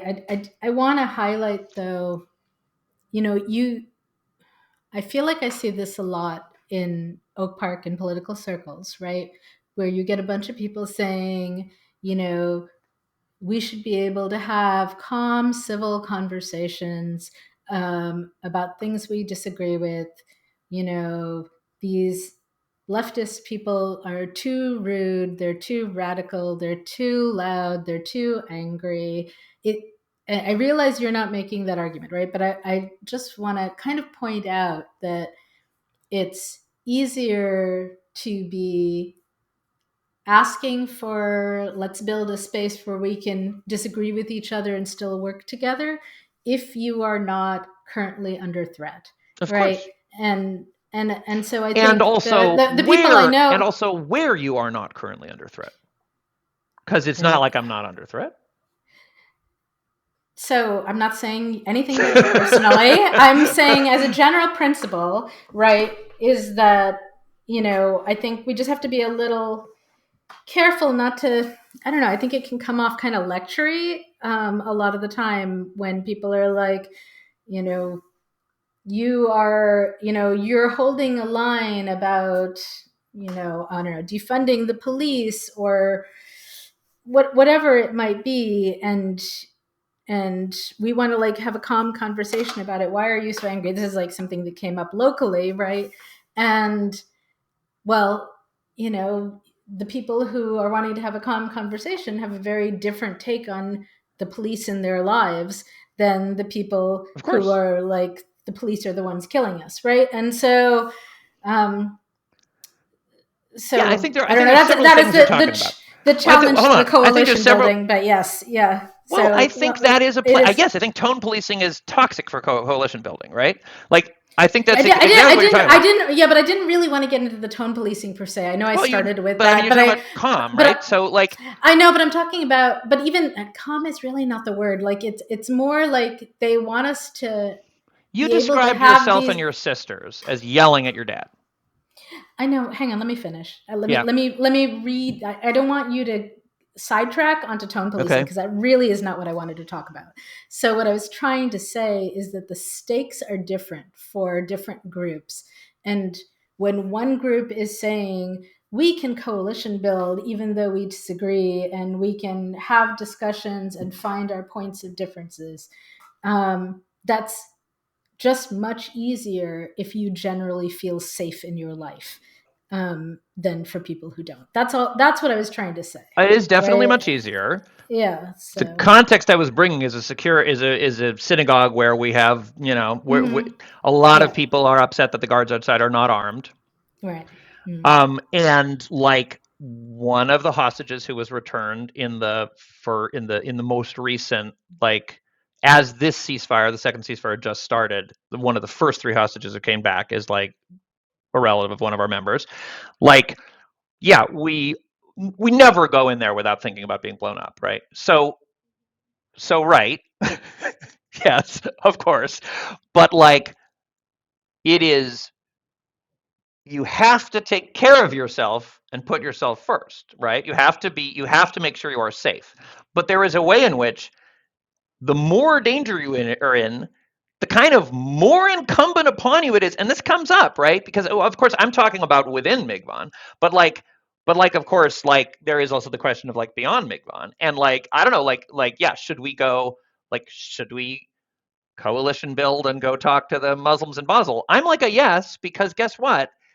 there is no stable route to safety and security without actually creating solidarity. And of course, it is harder when you are under threat to dare to create solidarity, but you are the one who needs the solidarity too. Right? I don't disagree. I just wanted to highlight, because I just felt like what you were saying could come across as like this is the, you know, like, of course we should just all sit together and find our common ground despite disagreements. And I just what I'm actually saying is, well, okay, yeah, but that's not what I'm saying. Also, well, there's several things. There's that one thing is that, like, because your question is illuminating, because I think it points out where I may be misunderstood. So first of all, I wasn't actually like, you're kind of talking about a thing where everyone is like, why can't we talk about this civilly? Like, you know, like we think your kind of people maybe shouldn't exist and you think you should exist. Let's just talk about it civilly, right? Like, so that's a common thing. So there's several differences. One is civil. I don't give a shit about civil. The other is talk about, because I'm actually not saying let's have a discussion group with the Trumpies about Trump. No, that's not what I'm saying. What I'm saying, I'm not saying that at MIGVON, people who think maybe should ally with the AFD and I should sit around, like, have a debate about it. Maybe a like sharing thing about it where people listen to each other's feelings. Debates don't really help that much. What I'm saying is that having a context where we're actually singing Purim songs together, not talking about whether the Jews should trust the AFD, is one in which relationships are built. And my model for like how change then happens is you and your sisters yelling at your dad so that he doesn't go to the polls. I am not talking about like, and then you bring good arguments and they're like, no, I and agree. They're like, I disagree. Yeah. It's actually like, if you have spaces that aren't just the people, because actually if you just are hanging out with the people who are threatened the same way as you are, then in some ways you're all threatened. If you actually are building relationships where at some point you could yell at them, don't be civil, fuck civil. Build relationships of closeness where they care about you as a person so that when, you know, it comes to it, you can fucking yell at them. There's no like fuck civil debate. I'm talking about real solidarity. And a lot of that has to do with like doing other stuff. Like, all I'm saying is, if you you know what I mean? Like, if I agree. Some Purim songs together, you can be like, what the fuck are you on about? In a different way than if you're yelling at strangers over the internet. Like that, I basically think we should have more spaces in our lives where we are in community with people. And I get that when I say who we don't necessarily agree with, that does sound like this talking point about like, oh, well, let's just have a diversity of opinions on this panel. And I'm really saying like where the fabric of our social lives is like interleaved, and that is scary. Of course you can't actually get hurt that way, but I guess what I'm saying is the alternative of avoiding that is very easy now. It becomes easier and easier to like just stay in your little.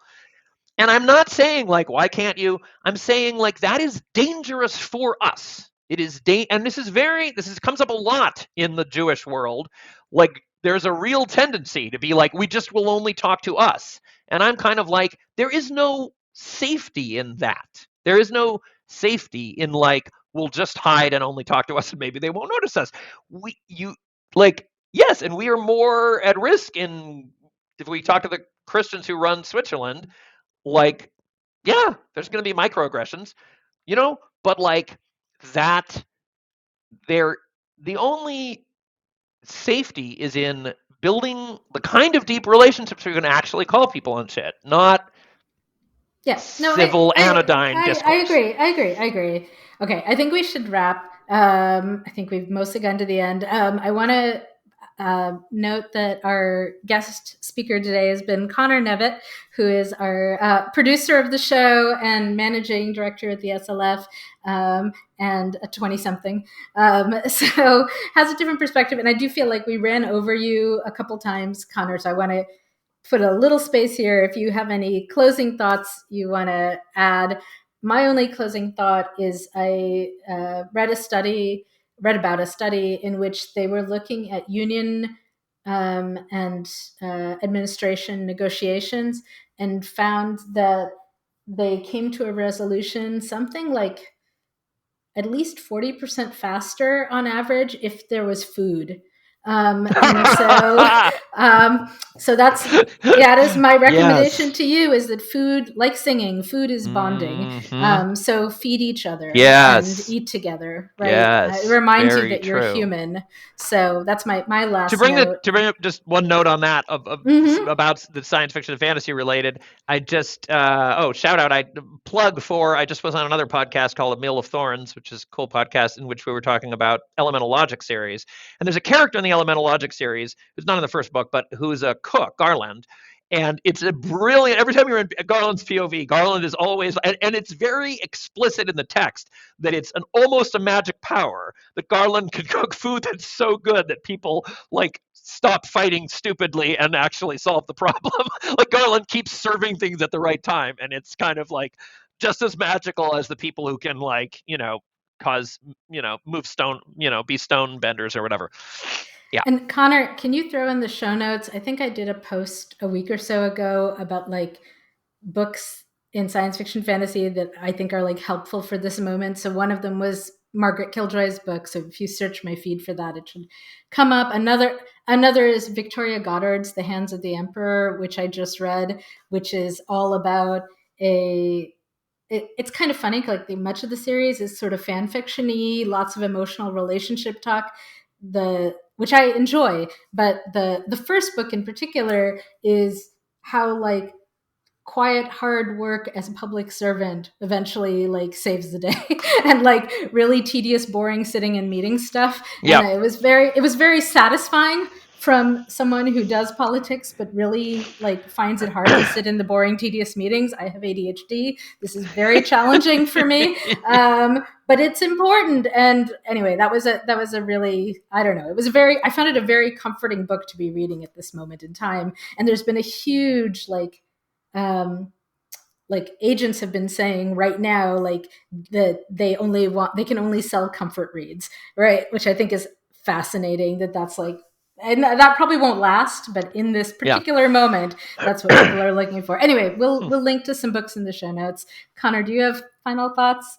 I mean, the last thing I'll add is that I think, as time is moving forward, we're becoming more divisive. But I think it's important to remember that we still have so much in common with people on the opposite end than I think the people in power would like us to believe. Like, I'm not saying, there's a lot of talk in leftist spaces about like,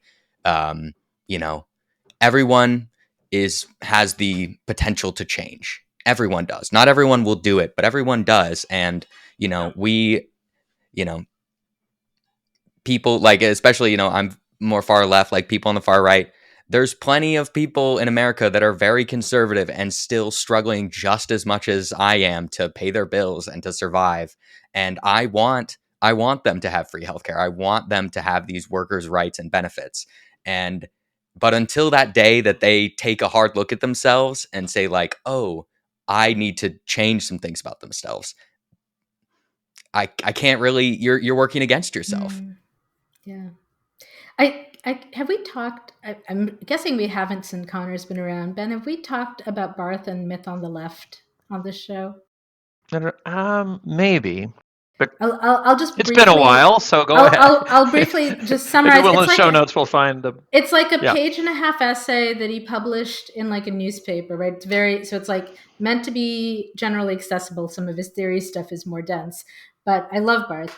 And his pretty much the argument, which I find convincing, is that the right is much better at myth building and presenting a unitary vision. And that is inherent to being on the right, because if you are conservative, what you are generally saying is what we have is good, it's under threat, and we want to protect it. And so it's then very easy to say, like, here's our vision. It's a vision of tradition and the good things in life, family, home, hearth, nation, etc., right? And that's unitary.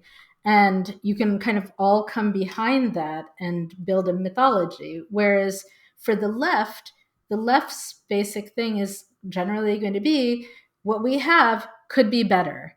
And then that leads to 1,000 different visions of how it could be better. So like there's a structural element to that kind of guarantees that the left is always going to be divided, and that we have to kind of take that, internalize it, accept it, and then figure out, I would say, like Ben, how do we do coalition building, even though we're always going to have 1,000 different visions of what a better future looks like, right? So anyway, I mean, I think that's great, and that's 100% true. And also, it is kind of funny how topsy turvy the world is right now, and the way in which, as I was saying, like the right has co-opted so much of the discourse of the left, because. And I found this particularly in the Tulsi Gabbard hearing, where it was like that judo move was so effective that the Democrats were forced into the position of defending George Bush's Iraq war. Do you know what I mean? Tulsi Gabbard was like, but he was Tulsi Gabbard was like, Ed Snowden was a whistleblower. Sure, he committed crimes, but he found all this terrible stuff that that Bush was doing. And basically, the Democrats were in the position of being like, how can you say that? Like, you're a threat to national security. And I was like, like, really? That's the pick, the hill you wanted to pick. And there's this weird way in which at the moment Trumpism is like the thing that has a million different weird visions of how to completely burn down everything and build something horrific and ancient, but also like they can't decide if they want the 5th century or the 1950s or, but something. Whereas a lot of the left is like, I mean, we're critical of what we have, but maybe don't burn it all down. There's the whistleblower thing. Okay, here's a very tiny side note, right? I'm blanking on his name. I'm sorry. The sort of famous whistleblower case at the federal level that people were very upset about. There was a bunch of them, like Reality Winner, Assange. Did they own like are you talking about like Snowden. WikiLeaks? Yeah, WikiLeaks, Snowden. Snowden is the one that Tulsi Gabbard is defending. Yeah. So Snowden is the one I was thinking of. So I'll just end with this bit, which is that my father-in-law was a federal judge, right, at the state level for California, and he had Parkinson's and he passed away 2 years ago. But he was great, and he was very admired, so many awards, so many, et cetera, and so on. And if he hadn't gotten Parkinson's, there was a chance that there was a reasonable chance that he could have been on track to maybe be considered for the Supreme Court, right? Yeah. And so he's a Democrat, he was a lifelong Democrat, and we generally agreed on most political issues. That one, he was very much like that Snowden betrayed America with what he did. And I thought that was a really interesting division point, or like turning point of like, what do you think is more important in terms of in terms of maintaining norms, maintaining institutions, et cetera, so on, versus getting to the truth. So I don't know. I yes, the Democrats were kind of put in that position, but I mean, I think he sincerely believed it, right? And like, yeah, oh no, 100%, yeah. And I think you're right, and that's what I was saying about the sort of inside the Beltway norms too, where people are like, but this is national security, and I'm just thinking like, for a lot of America, that plays differently. And I mean, this is partly the thing that's wrong about looking at it like left, right, and center, because there's more than one center. Because when people think of the center, they're often thinking of this Liz Cheney, like, strong America, like we don't trust Russia, like. Yeah, but I mean, sure, a Cheney to Biden or whatever, but like this sort of center that's sort of like we hate Trump because like the never Trumpers who are like, we hate Trump because that's like burning down norms, and we also don't trust this, like norms, like, you know what I mean, like if you looked at the actual literal like center of the Congress or whatever in some putative year, right, like and that's a center. And people are often talking about like move to the center, like balanced budgets and this and that. And it's like, yeah, there's also this entirely other group that is diametrically opposed to them and equally undecided between Democrats and Republicans, which are the people who are like, all these institutions suck.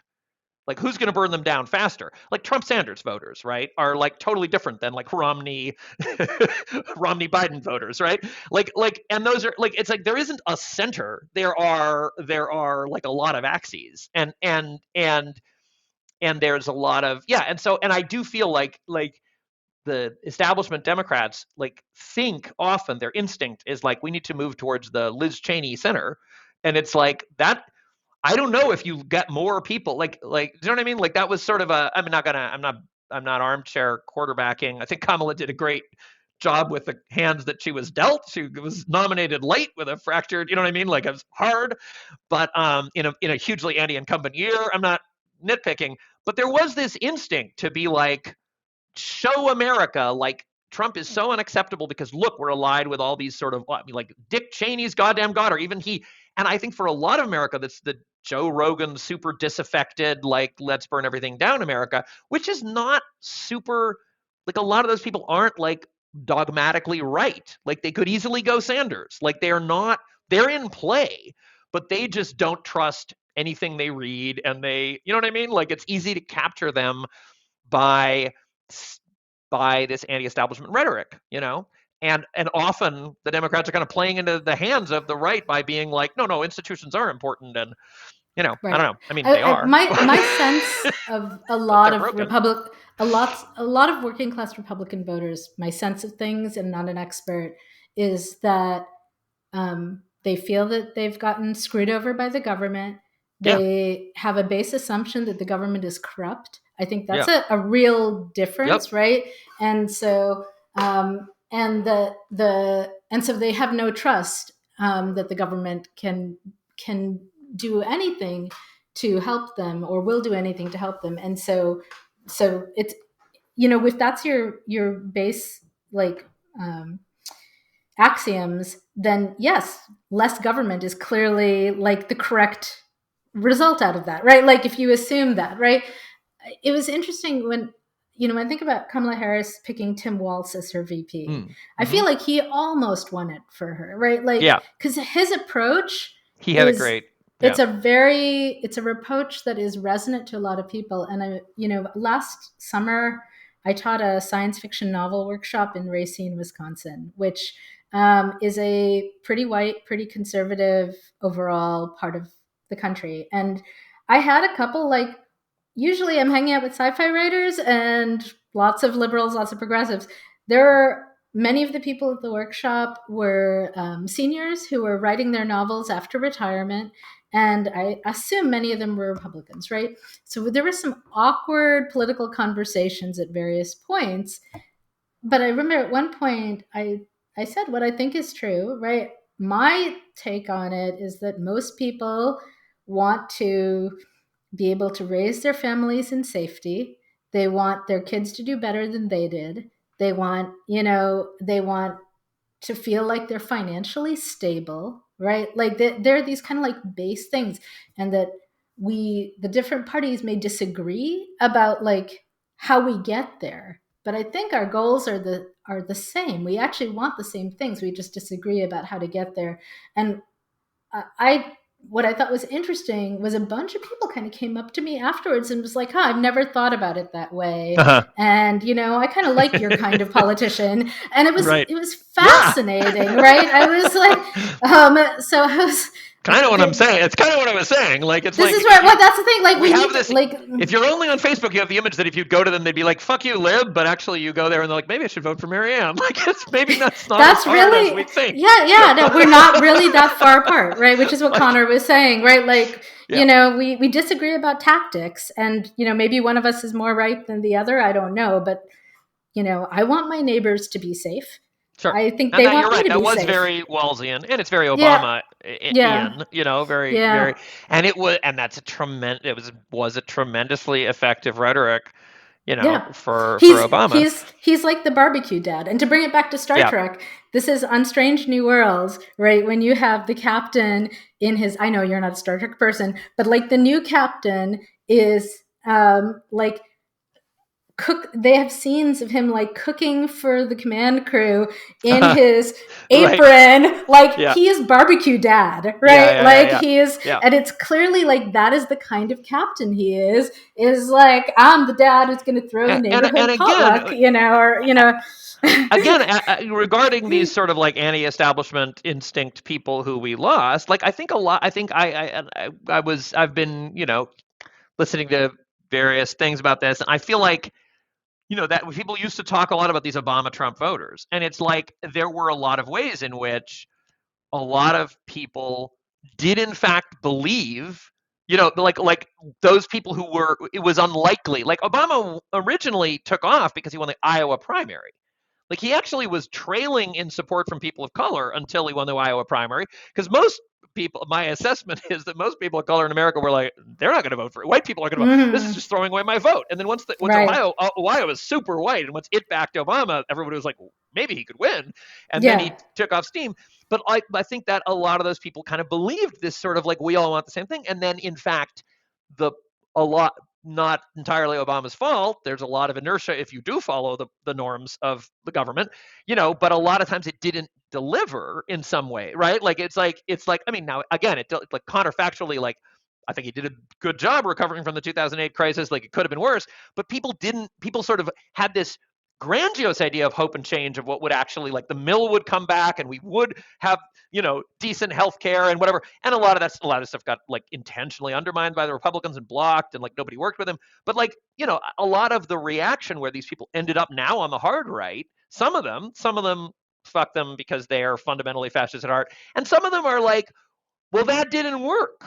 You know what I mean? Some of them are like felt betrayed, and we're like, well, maybe maybe these Bluton Bowden guys have a better idea, which is sort of where I'm coming from with it. Like, check in with them in a few months and be like, how's this working out for you? Because like, I think that those people are winnable back, and that we and again, Pache, Margaret Killjoy, I don't care if you're winning them for electoral voting at the ballot box so that we can elect Democrats, or if you're winning them for taking to the streets and violently overthrowing the current. That's fine. Either way, I don't care. You're going to need them. You need a mass movement either way. You can't be a fringe. If you think, in fact, what we need is to overthrow the entire political order, well, you're definitely not doing that with 50% or like a fringe movement. That you need mass participation. So either way, you kind of have to, go out into the peasant fields and talk to the, if you're Trotsky, like, to send representatives from the St. Petersburg workers to go hang out among the liberated serfs. You're not, this. I don't care what your tactics are. You need to build Yeah. mass participation. Anyway, Connor's been trying to say something. Well, Connor's I'll gonna have to learn how to interrupt us. But go ahead. Yes, I know. Well, like it really does. We were talking about that one fan that told us it's like sitting with your professors, and that's kind of how I'm right now. I'm like, well, yeah, you're so absolutely. You can literally raise your hand. We'll see it, and then then we'll be like, oh, Connor, you had something to say. Yes, I did. Well, the last thing I'll add before we wrap up is I think, Ben, you mentioned that like a lot of people felt kind of disappointed by there wasn't this like radical change that came with Obama. And I think like we are seeing the consequences of like kind of neoliberalism, like, draped in progressive rhetoric and in progressive aesthetics.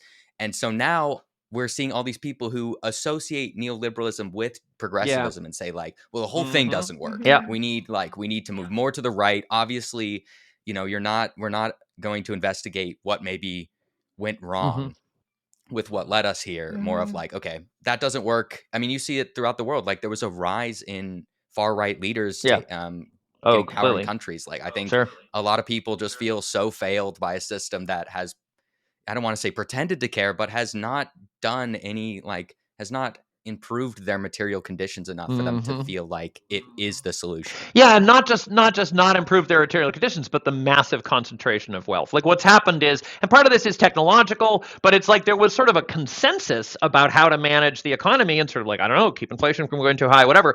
And the unintended consequence, or maybe intended by some people, but like largely unintended consequence was like this massive concentration of wealth into the hands of a few people. And so I think it's people seeing that and are like, well, I'm worse off than, my kids don't have the same prospects that I did when I was their age.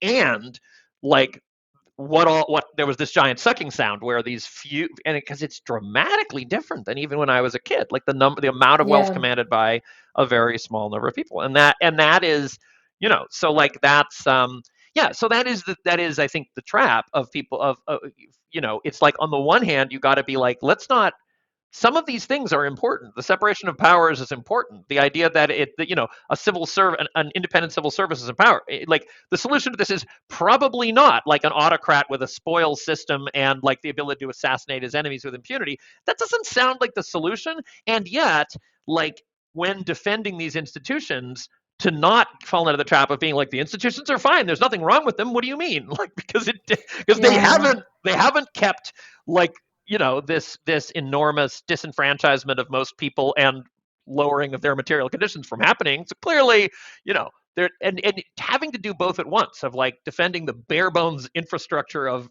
any kind of democracy while also trying to argue that there's something better than what there's been so far is left as an exercise for the reader or for the next episode. So okay, we're at an hour, We're 2 way hours over. and 45 minutes. Yeah, It's clearly we could. I mean, I now want to talk about that West Wing episode about like where there was like where they were trying to argue like the American presidency had too much power, and I'm like, it's so relevant right now. You should all go watch it. And but put anything else in the show notes. We'll wrap up. And I will say like. We clearly love talking politics, but so here I'm inviting you all listening to let us know if you'd like to hear more of this, because we could go on or less.